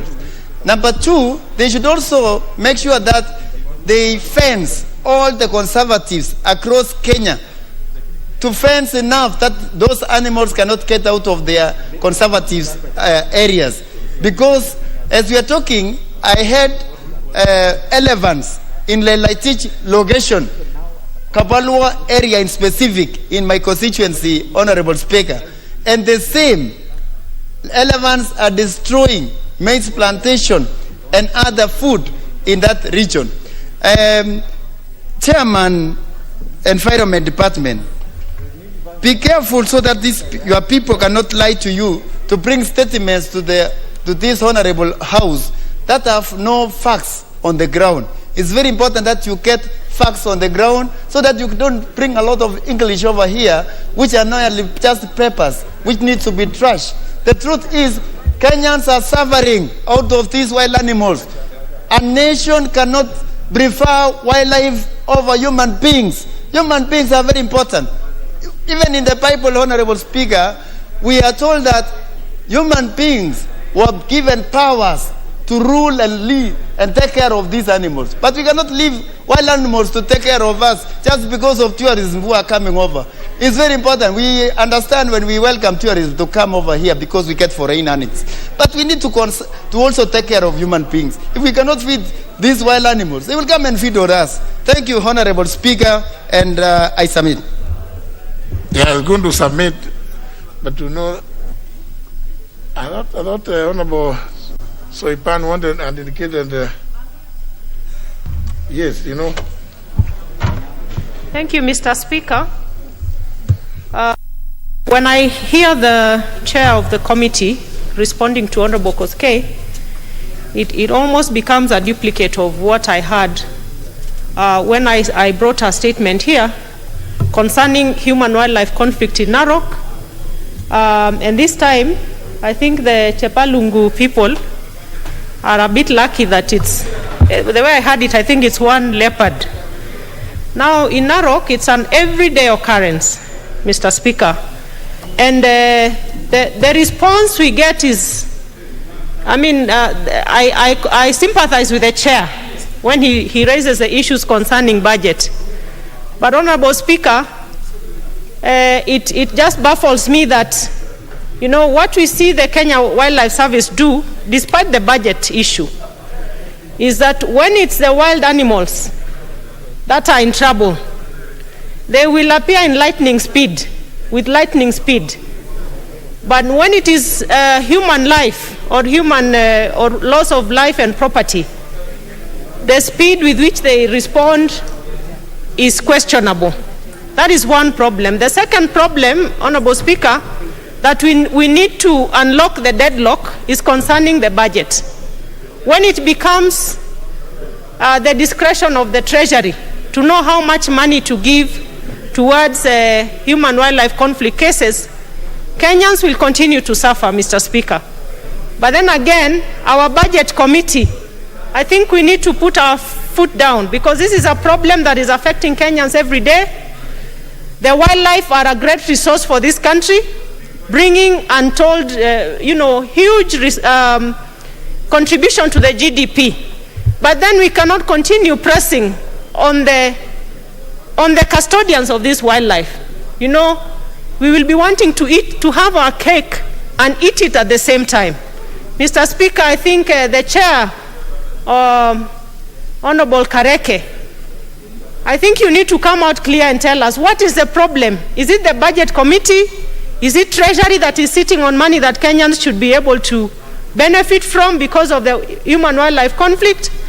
Because then, you know, Kenyans will be left with nothing to do but kill these wild animals, which is unfortunate because it's going to affect our country. Thank you, Mr. Speaker.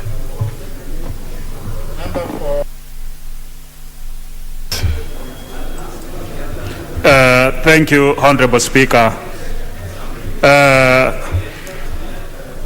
The Chairman, Honorable Karege Mbiuki, I was actually listening to the statement which is read, and it seems it's a duplication of the report that has been brought here before, because maybe they are just changing a few sentences here and there.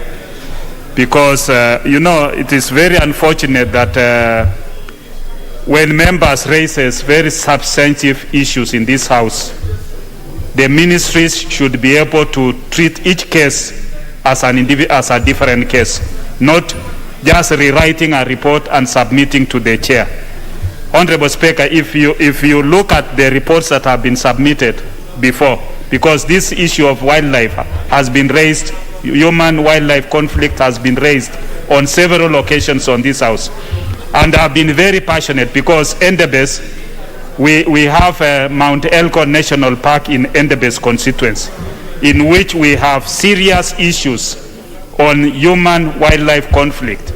We have issues of elephants, we have issues of warthogs, we have issues where they are able to eat all the maize that the farmers have planted.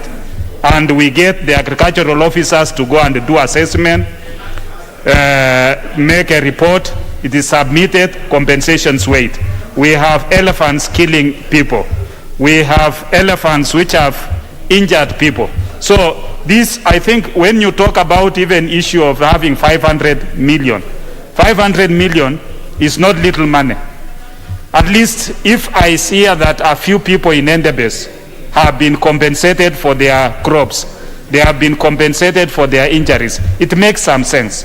500 million is good money to begin from. But that 500 million, I don't know where it goes. It does not reach the people of Endebess.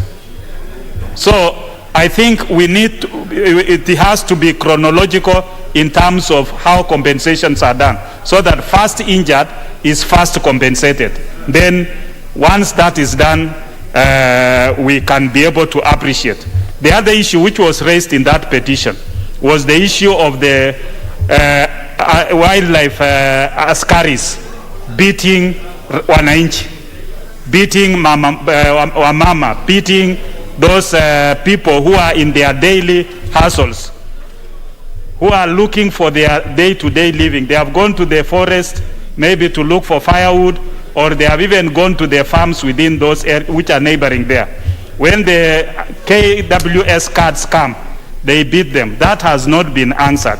And that's why I'm saying there are things that these people are just rewriting. They just change maybe the date, change a few things here and there, and then give you a report. But every case must be treated as an individual case. Thank you, Honorable Speaker. Olesango, take 1 minute, please. Yes, thank you very much, Honorable Speaker. You know, we are very passionate when it comes to the issue of human-wildlife conflict, because we have been affected ourselves. We have lived with this wildlife, Honorable Speaker. We have donated our land so that we can have these wild animals, Honorable Speaker, that attract so many tourists, that start by bringing dollars all the way from the airport, Nairobi, and all the cities, Honorable Speaker. But it seems that the government have not been taking care of us. Hearing from the statement from the chairman, Kareke Mbigi, Honorable Speaker, I sympathize with him, because probably this is just a copy-paste kind of response that he was given, Honorable Speaker. Honorable Speaker, personally, I have somebody by the name Walandaya. I think Honorable from Chapalungu is lucky that he only encountered one leopard. Somebody by the name of Walandaya lost 68 sheep and goats out of the 71 that he has. There are only 3 remaining. One is limping, and the other one have a small disease called sham-sham. Honorable Speaker, we also have, Honorable Speaker, another fellow who lost the entire cows, Honorable Speaker. And Honorable Speaker, there is also another one who lost the whole farm, Honorable Speaker. He had actually maize 3 acres, Honorable Speaker, and around 10 elephants.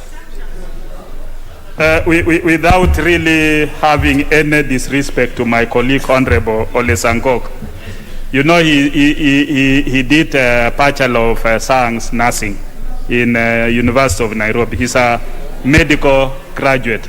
So when he talks of sham-sham disease, and he has a medical background, I think that should not go into the Hansard. He needs to tell us what is sham-sham. What is this disease called sham-sham? Honorable Speaker, I didn't do veterinary medicine. So forgive me, Honorable Speaker, because I only know that disease in our own mother tongue. It is called sham-sham. So now we'll ask if there is any veterinary doctor to translate. Now, how is the chairman going to understand about that if it is only known in your language? Sham-sham. It's not sham-sham, it is sham-sham. So, Honorable Speaker, so we are affected, Honorable Speaker, and we are very passionate. Sometimes when you hear some of us even speaking in Kimasai, it is sometimes because of how much we have been affected by these wild animals. So I think it is this House to make sure that there is budget, Honorable Speaker, because when animals are affected, when animals are in distress, I don't know where KWS officers appear from, but they just come immediately. But when human beings are crying, Honorable Speaker, they don't come. When they come and find mothers getting firewood from game reserve, Honorable Speaker, they are beaten, Honorable Speaker, as what Honorable Dr. Pukos have said. They are harassed, Honorable Speaker. But when animals are in our farms, so we are harassed when we are in the game reserve, but when the animals who are supposed to be in the game reserve come to our homes and eat our livestock, Honorable Speaker, we are not also saved from them, Honorable Speaker. So I think what Honorable Koskei have raised is very important. And the chairman, please, even if it means that you have to go and Google Masai, even if you have to go down to Masai and Narok and know what is sham-sham, you have to know all these diseases, you have to know all these problems that we are facing, so that you can assist us, because you have donated land, Honorable Speaker, for those animals. Very well. Thank you, Honorable Speaker. Very well. Even as I allow the chairman to respond, you know, we are still not in business.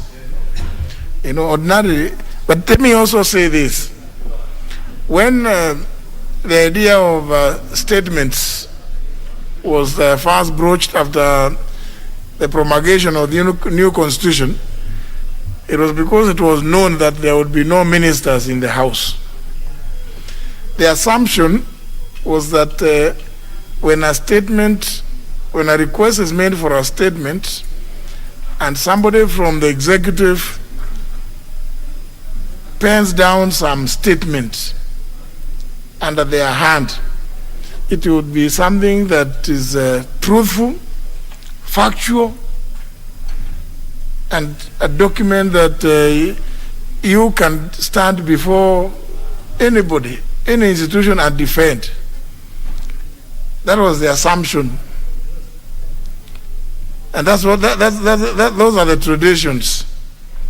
Indeed, I'm not too sure whether the Honorable T.J. Kajwang was with us when we were trying to make some reviews, when we visited France, when there that a minister comes and reads their statement, and there are no questions, and you table it because you can vouch for what is contained in it.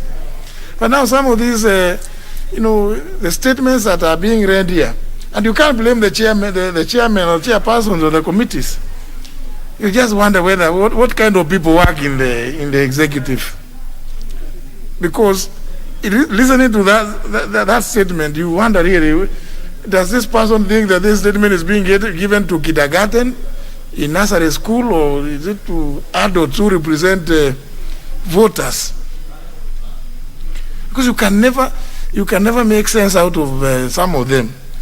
But see, the unfortunate bit is that since we don't have the executive here, is the chairperson who takes the flak. Yet we know very well, even as the Honorable Sangok says that the chairman must go now and learn some Kimasai about diseases, Samsung, I don't know. Yes, Samsung. I thought that was a mobile phone company. Samsung. Something similar to that. But now, surely, even if the chairman is going to learn those things, but he's not the one who can authenticate that statement. The assumption was that, indeed, it is supposed to be a hallowed statement. The person who has even signed for it can stand before even a court of law and defend the content. But listening to some of them here, you start wondering, really, are you taking the House for what it is? So, again, Honorable TJ, since you are still in the Rules Committee,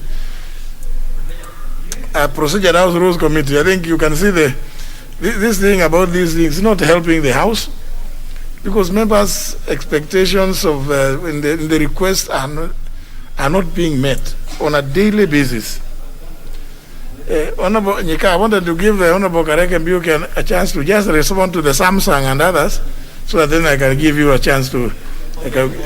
Honorable Kareke Mbiuki. Thank you, Mr. Speaker. Mr. Speaker, I think you have put it well. And I really want to empathize with the honorable members, because this issue of human wildlife conflict has been with this House for a long, long time. And it's like we are not about to come to the end of it. Mr. Speaker, the bottom line, it is the work of KWS to ensure that wildlife are kept in the parks or in the sanctuaries, and human stays outside the parks. But Mr. Speaker, we expect animals getting out. And Mr. Speaker, instead of the wardens being there to protect the human beings, they end up protecting animals more than they protect the human beings. So, Mr. Speaker, we have a problem. But Mr. Speaker, sir, we also need to appreciate that we have serious problem of budget, because the last time KWS were given resources to recruit wardens was way back in 2016 or thereabout, Mr. Speaker. So even due to the retirement of wardens, we have serious scarcity of personnel, whereby they are not given the resources to recruit or even the clearance by a public service commission. But Mr. Speaker, the most frustrating thing is that this is the House which passes the budget. As a committee, we are cognizant of the fact that the approved human wildlife conflict compensation, the one which have been approved, they are totaling 6 billion. The amount which are not been approved can go to more than 10 billion, Mr. Speaker. But Mr. Speaker, when the State Department of Wildlife came to the committee, they requested us as a committee to enhance the same. But unfortunately, the National Treasury had set a ceiling of 500 million. We made a presentation to the Budget Committee. The Budget Committee declined it, Mr. Speaker. They said we are not allowed to increase the ceiling. Mr. Speaker, subsequently, even as chairs, we were called to the State House. And the leader of the majority was there. Any committee which had exceeded the ceiling which was given by the National Treasury, we were told to bring it to the level of the ceiling, Mr. Speaker, because this budget is managed by IMF. So there is nothing which can be done, Mr. Speaker. So, Mr. Speaker, as we also say that we are the organ which make budget, our hands are tied. The only thing as a committee which we are able to do, Mr. Speaker, is just to do reallocation within the sector. Nothing beyond that, Mr. Speaker. So, Mr. Speaker, we have a problem, we have a challenge, which we need to find a way of addressing. And I'm happy the leader of the majority is here. We are with him in that particular meeting. I don't see the chair of the budget here. The budget committee basically declined even to increase our budget by 1 billion. What will we do, Mr. Speaker? As a committee, we did our part.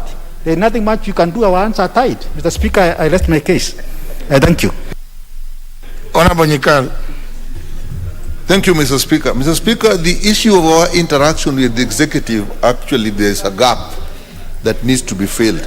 Mr. Speaker, you will remember that at the beginning of the 11th Parliament, there was a serious discussion, and actually there was an agreement almost that even though the speakers are not members of Parliament, we can actually create a corner where normally the minutes of the CS4 Cabinet Secretary for Finance read the speech from. And actually you made those arrangements.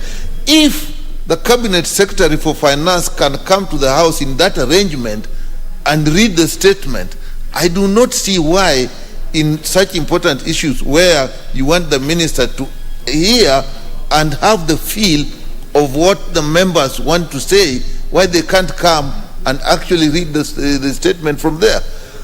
We hope maybe if we go through the referendum and we change the constitution, it will come. But from what I saw in the 11th Parliament, Mr. Speaker, I think it is something we need to revisit. I myself have been responsible for writing answers and reports for ministers, and it is clear at that time that if the minister was coming to the floor of the House and you are writing a statement, you even had to imagine and think what could be the supplementary questions that can arise, what are related issues that the members can bring. And sometimes when we became with the transmission, live transmission, we would sit and actually listen to what the minister said and listen to the questions that the members are asking. That time, we also had assistant ministers. I think my minister may be here, Honorable Saban. So we would actually wait, and if questions arise, you will write short answers, text or call the assistant minister and say, we can see the minister is going to face that. Our supplementary answer did not include that. So the process was taken very, very seriously. I think what is happening now, Mr. Speaker, is they are looking for a statement, and who are giving the statement to the chair of the committee. And I don't think the relationship between our chairs and the cabinet secretary is what it should be in some cases. I think some of our chairs have actually taken a subordinate position before the cabinet secretary. So that is the way the statement is treated. So I myself feel, Mr. Speaker, that we are actually wasting time with this statement. Either we ask questions and the ministers come to the committees, or we take a bold step.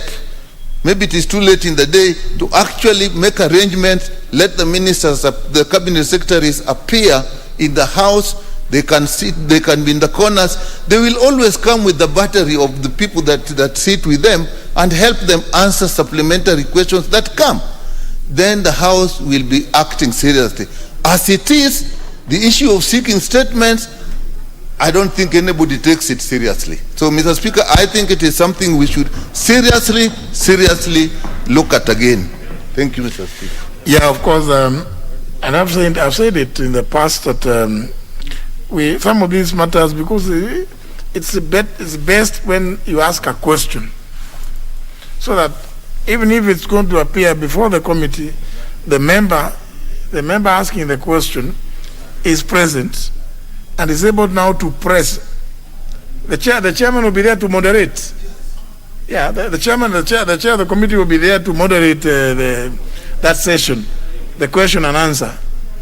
Always ensuring that the questioner has the first chance to raise the supplementary and any further clarifications, and other members can also chip in, help the member, with still the member being given the last chance to ask the last question.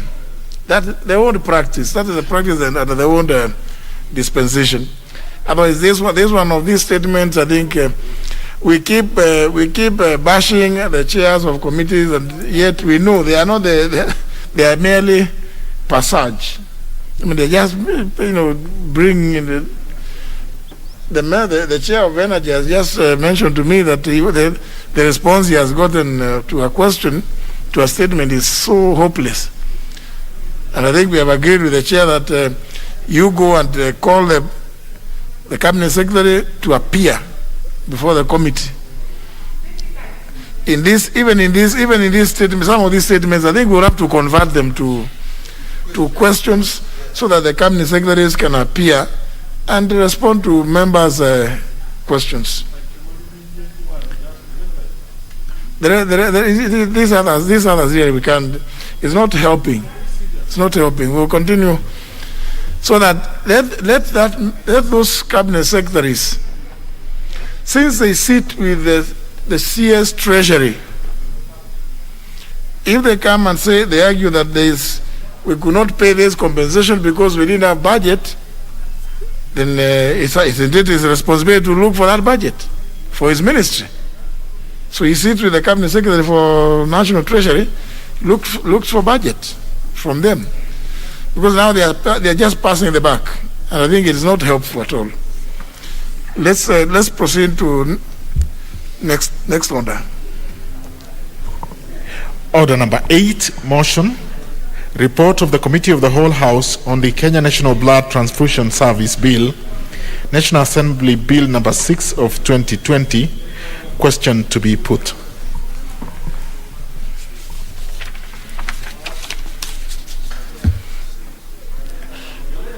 If I could get the member for Homa Bay takes their seat a bit, just briefly.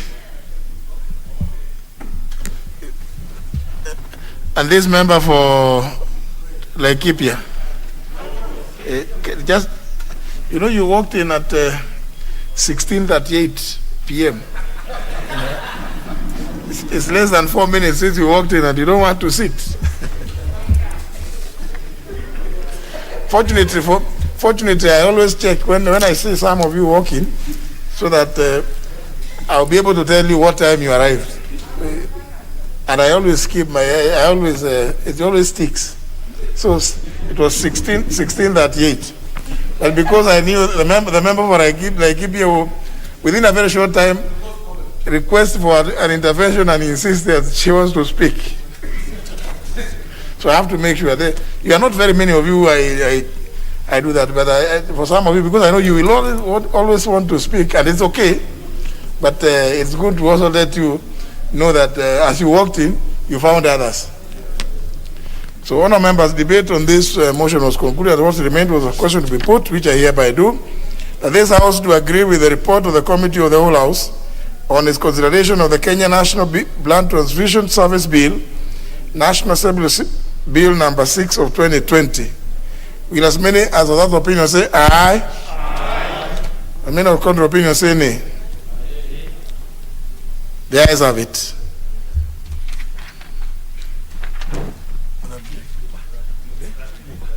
Mover, yes, the mover. Honorable Speaker, on behalf of the Chair of Health, I beg to move that the Kenya National Transfusion Service Bill, National Assembly Bill number 6 of 2020, be now read at that time. And so, Speaker, as I move, I also want to thank the members for the dedication they had yesterday as we went through this bill, and the commitment to really revamp this very vital service that's required for life-saving issues, and also thank the Health Committee for the input they made into improving this bill. I beg to move, and I also request the Honorable Dr. Nyikal to second.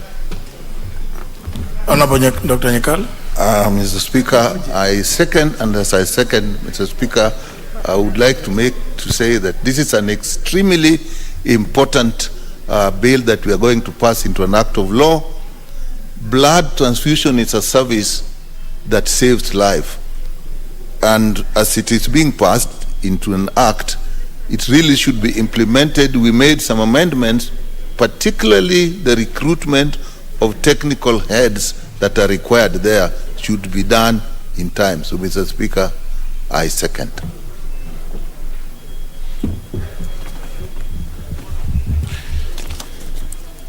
Members, I propose the question, which is the Kenya National Blood Transfusion Service Bill, National Assembly Bill number 6 of 2020, may now read at that time. So there's I put the question. I therefore put the question, which is the Kenya National Blood Transfusion Service Bill, National Assembly Bill number 6 of 2020, be now read at that time. Will as many as without opinion say aye? Aye. As many of contrary opinion say nay? The ayes have it. A bill for an act of parliament to establish the Kenya National Blood Transfusion Service to provide for the regulation of the activities relating to blood donation, testing, processing, safeguarding, transfusion, quality control, and for connected purposes. Next order. Order number 9, approval of the Public Finance Management Equalization Fund Administration Regulations 2021. Question to be put.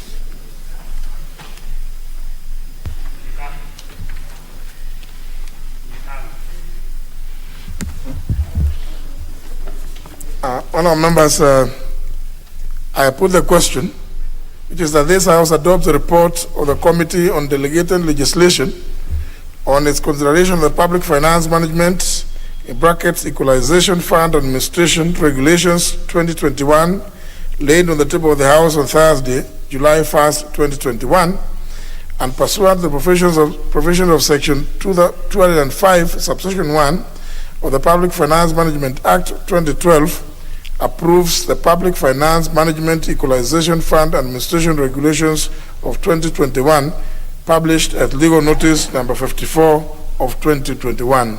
Will as many as without opinion say aye? Aye. Will as many as the contrary opinion say nay? The ayes have it. Honourable members, I have received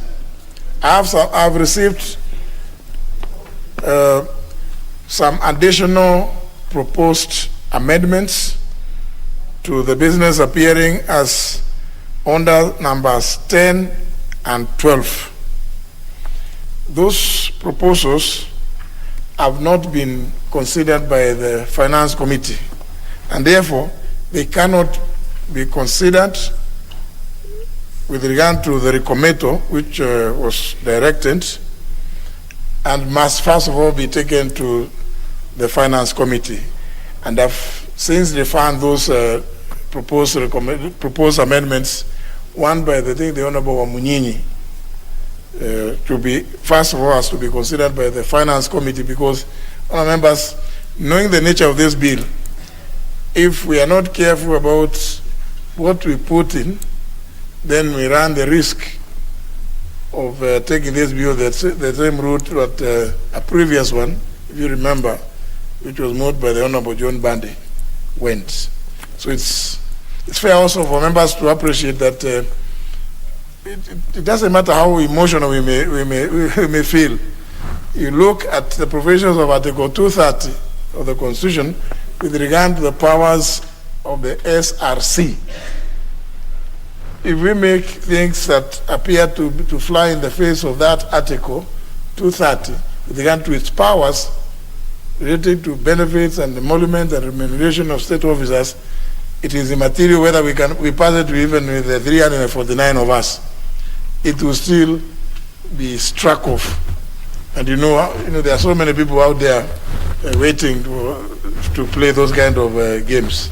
So I think it's important that proposal, and I think another two, be considered by the Finance Committee, so the committee will make a report to the House, and the House can be able to, first of all, debate what they think of those proposed amendments before we can include them in the order paper.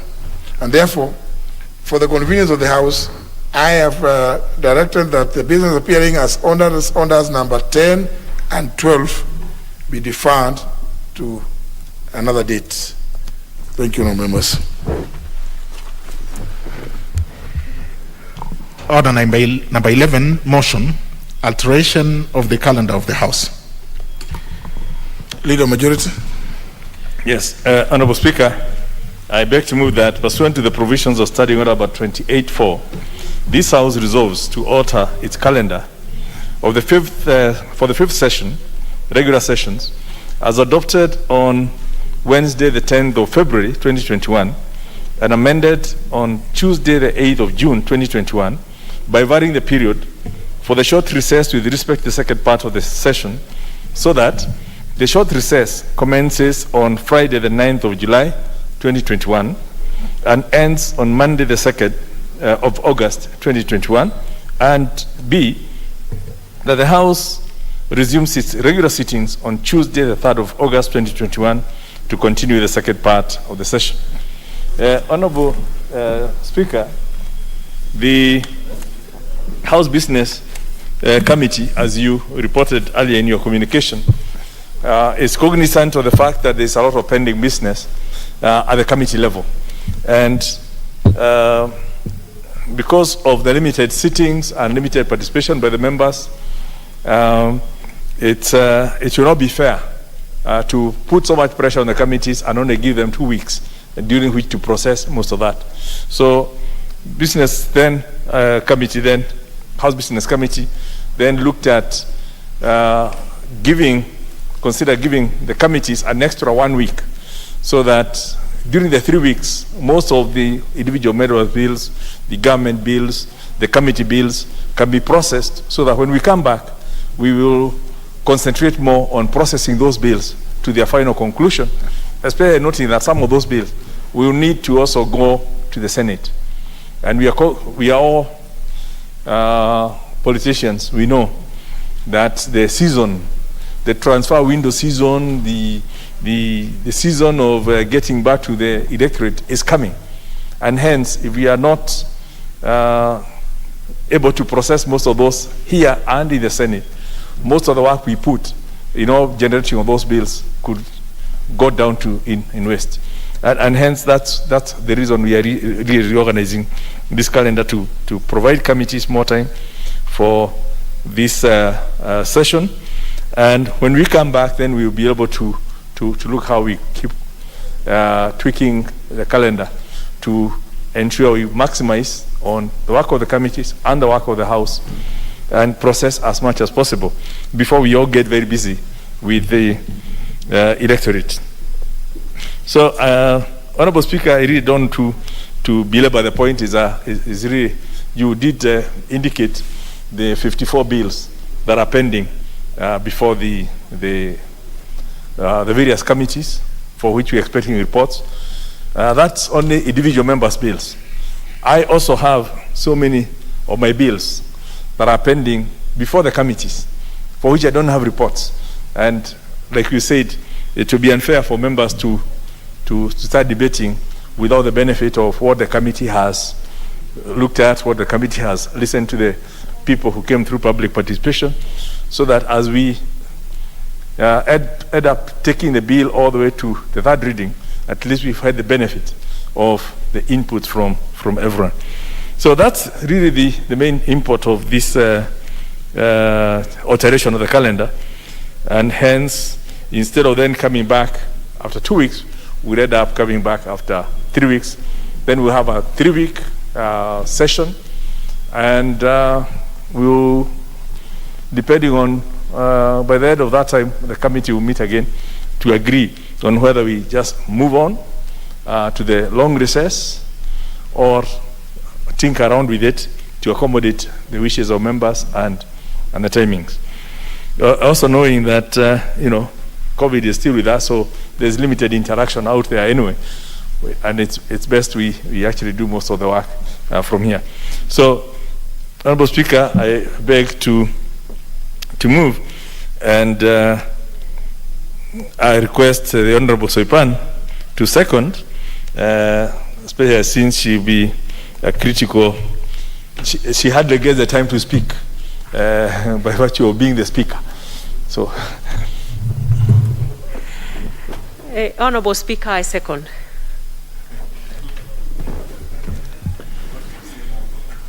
Very well.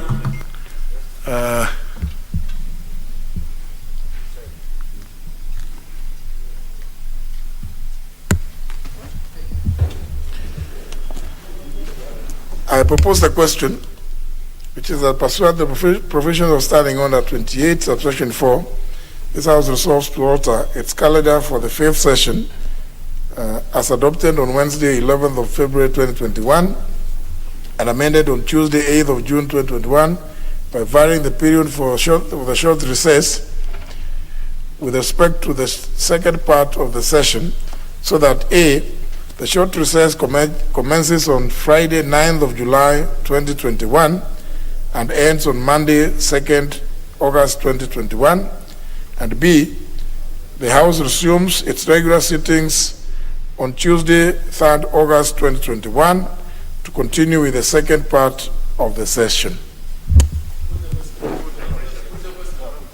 I put the question?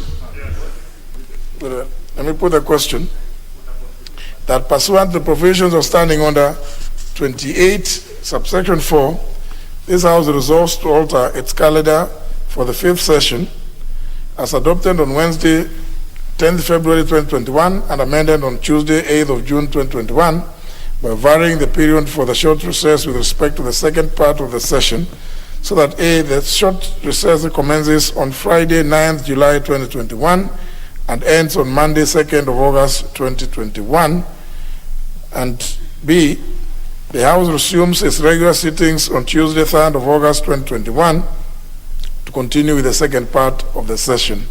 Will as many as of that opinion say aye? Aye. As many of contrary opinion say nay? The ayes have it. I think, honourable members, I may just wish to announce, so this is a matter that the House Business Committee discussed, and we, maybe after we finish today's night sitting, is it night or evening sitting? We may have to revert to our normal sessions as per the standing orders when we resume on the 3rd of August. And this is also in recognition. The House Business Committee did discuss and agree that indeed the House has done quite commendably well, and that if we went back to the normal sittings as contained in the standing orders, we will still be able to deal with and finalize most of the pending business before we take the long recess. And it's for that reason that, remember earlier on we saying that now, and the little majority has added, which I did not want to touch on in my communication earlier, but I was mainly concerned with the private members' bills pending before committees. But as the leader majority has said, of course, there are several other bills, government bills pending before committees, and also bills from the Senate, majority of which, as I said, almost 99% of which are private members' bills. So, at least the resolution is passed, unless somebody, when we resume, moves another motion to alter the calendar from what it is in the standing orders. We'll move to the next order. But I believe if you hear the Honorable Pukose agreeing, and you know he is permanently in the chamber, it is in a recognition, acknowledgement that indeed the House has worked quite hard. Order number 13, the County Government's Amendment Bill, Senate Bill number 13 of 2018, second reading, resumption of debate. Who was on the floor? Finished. How many members contributed? 14 members. Yeah, Honourable Member, this is a Senate bill. It's a bill originating in the Senate, it's amending the County Government Act. There's nobody on the floor, so it's open to anybody. Any member who has not, Honourable Kimunya, you have not contributed? Very well. You can, you have a first chance. Thank you, Honourable Speaker. Let me start by thanking the committee for reviewing this bill. And I am having a lot of problems supporting this bill. And it becomes very clear, Honourable Speaker, when you look at what the Senate bill is trying to do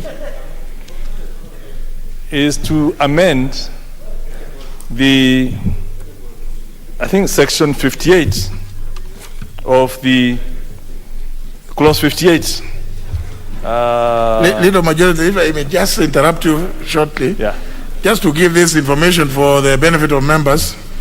The members who have so far contributed to this bill include the mover, the Honorable Peter Mwadhi, seconder, the Honorable Makali Mulu, the Honorable Sankok, the Honorable Edith Nyense, the Honorable Washira Kavinga, the Honorable Milio Diambo, the Honorable Emmanuel Wangwe, the Honorable Chris Wamalwa, the Honorable Rueda Obo, the Honorable Ochieng Awor, the Honorable Jesira Cheruyot, the Honorable Esther Pasaris,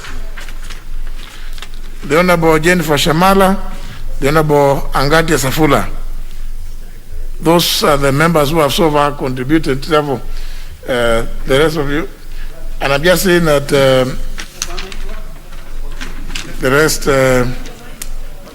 So the list is not bad as it appears here. Thank you. No, Honorable Speaker, the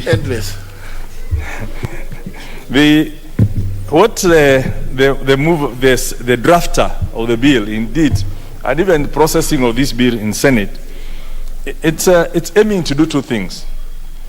At section 58, which defines very clearly about the board and the composition, at part C, it defines, the one of the critical members of that board is the county secretary. Is a critical player in the county government. And in the wisdom of this House, when this was done as part of actualizing the Constitution, the secretary to the board was defined, and indeed in about all the bills where we have created the position of secretary to the board, it was a requirement that that person shall be a certified public secretary of good professional standing, nominated and appointed by the governor with the approval of the county assembly, who shall be the secretary to the board. That is the current law. Now, there's a reason why you need a professional as the county secretary, and somebody of good standing who is accountable to a body that can discipline the person. Now, what this bill is attempting to do is actually to remove that professional qualification and just say now it's a person does not require to be a secretary to the board, the county service board, that you don't require any professional qualification. And we know the problems the county governments are having.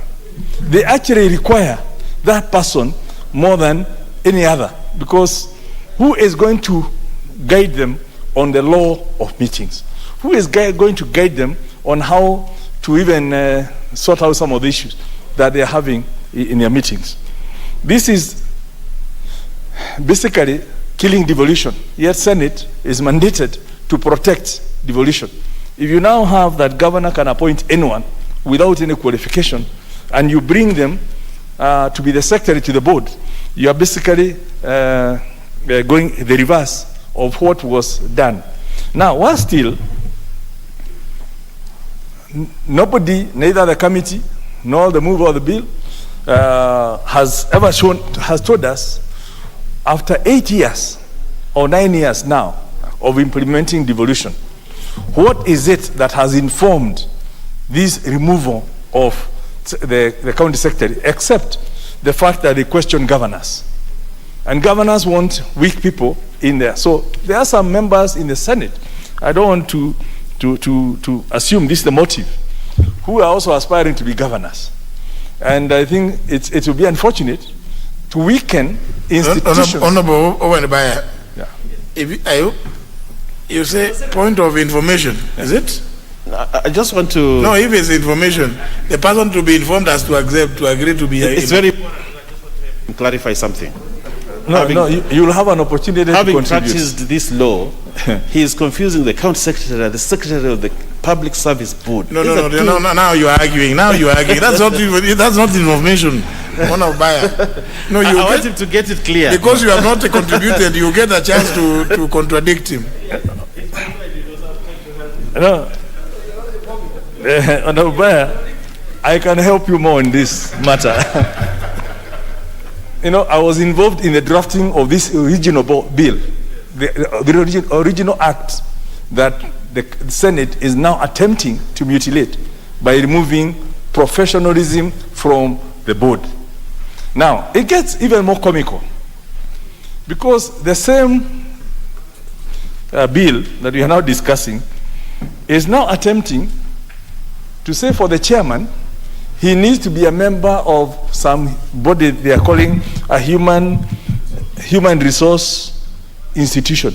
I don't even know whether there is such a body that has been established. Now, and an act of parliament. Now, IHRM is an institute of human resource managers. That's managers. By an act of parliament. It's there. But now, the problem I'm having is that you are saying you don't, as the secretary who is the technical advisor to the board, does not require to be a professional. But the chairman needs to be a member of the human resource management. Now, chairman and human resource are totally different. A chairman is a leader. It's like to carry the vision of the board, not to manage human resources. So the law on itself, the two things they're doing, unless it's somebody who looks like, in my county, I have a person who is a member of that, I would like him to be the chair of the board. And because that person should be the one kowtowing to the governor, will be weakened by having, or strengthened by having, a secretary who is not a professional, who cannot bring professionalism into the operation of the board. So based on those two, because that's the two amendments. Now the committee agrees, I agree with the committee, our committee agrees that the chair does not need to have those qualifications. So the committee is actually proposing an amendment which will remove that second amendment. Now, you're only left with one amendment which is now weakening devolution. And hence, I'm looking at this bill. I don't even know why we started in the first place. The committee should just have recommended that we don't bother with it. And I'm actually be recommending to this House that this bill should not go beyond the second reading, so that we don't waste time allocating or coming to bring in amendment to basically delete what they have done and make it zero. Because if I bring an amendment to remove this alteration to the public secretary, and the committee brings one to remove the qualification of the chair, then the bill becomes zero, because those are the only two amendments that it has. So I want to urge members really to think that we are putting 400 billion into the counties annually. Cumulatively, I think we've done 2.something trillion in the counties. The reason we are not getting part of that impact is that the professionalism that's required to support devolution is not there. And even the little that's there is now under threat of being removed. Soon, we'll be talking of, we don't even need the county, the accountants should not have professional qualification, because we will start eating into, remove the secretary, now remove the accountant, remove the medical, and the next thing that will happen is we'll be back to the old county councils, where councillors just sit around there and do things in their own way, and we will lose devolution.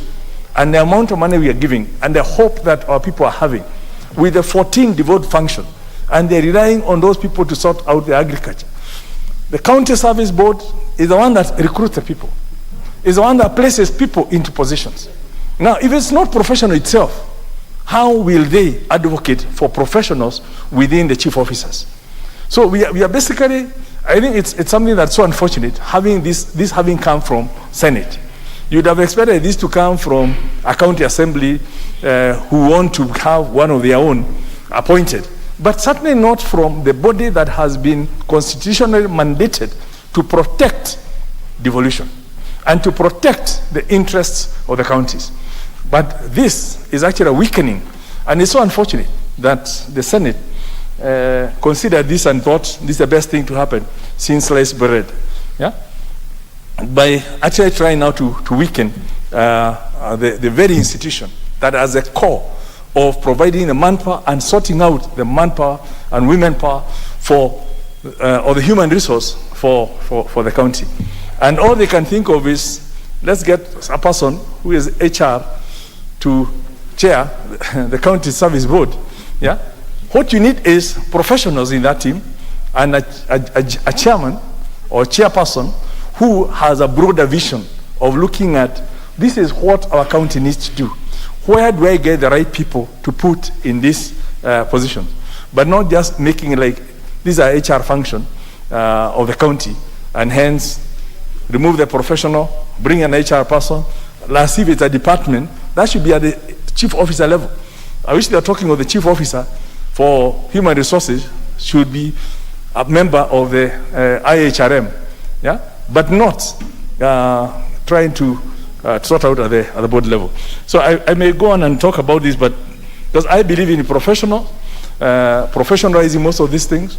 I've been chair of ISPAC for, I think now, when I look at it, even my staff keep telling me that let me not talk of those years.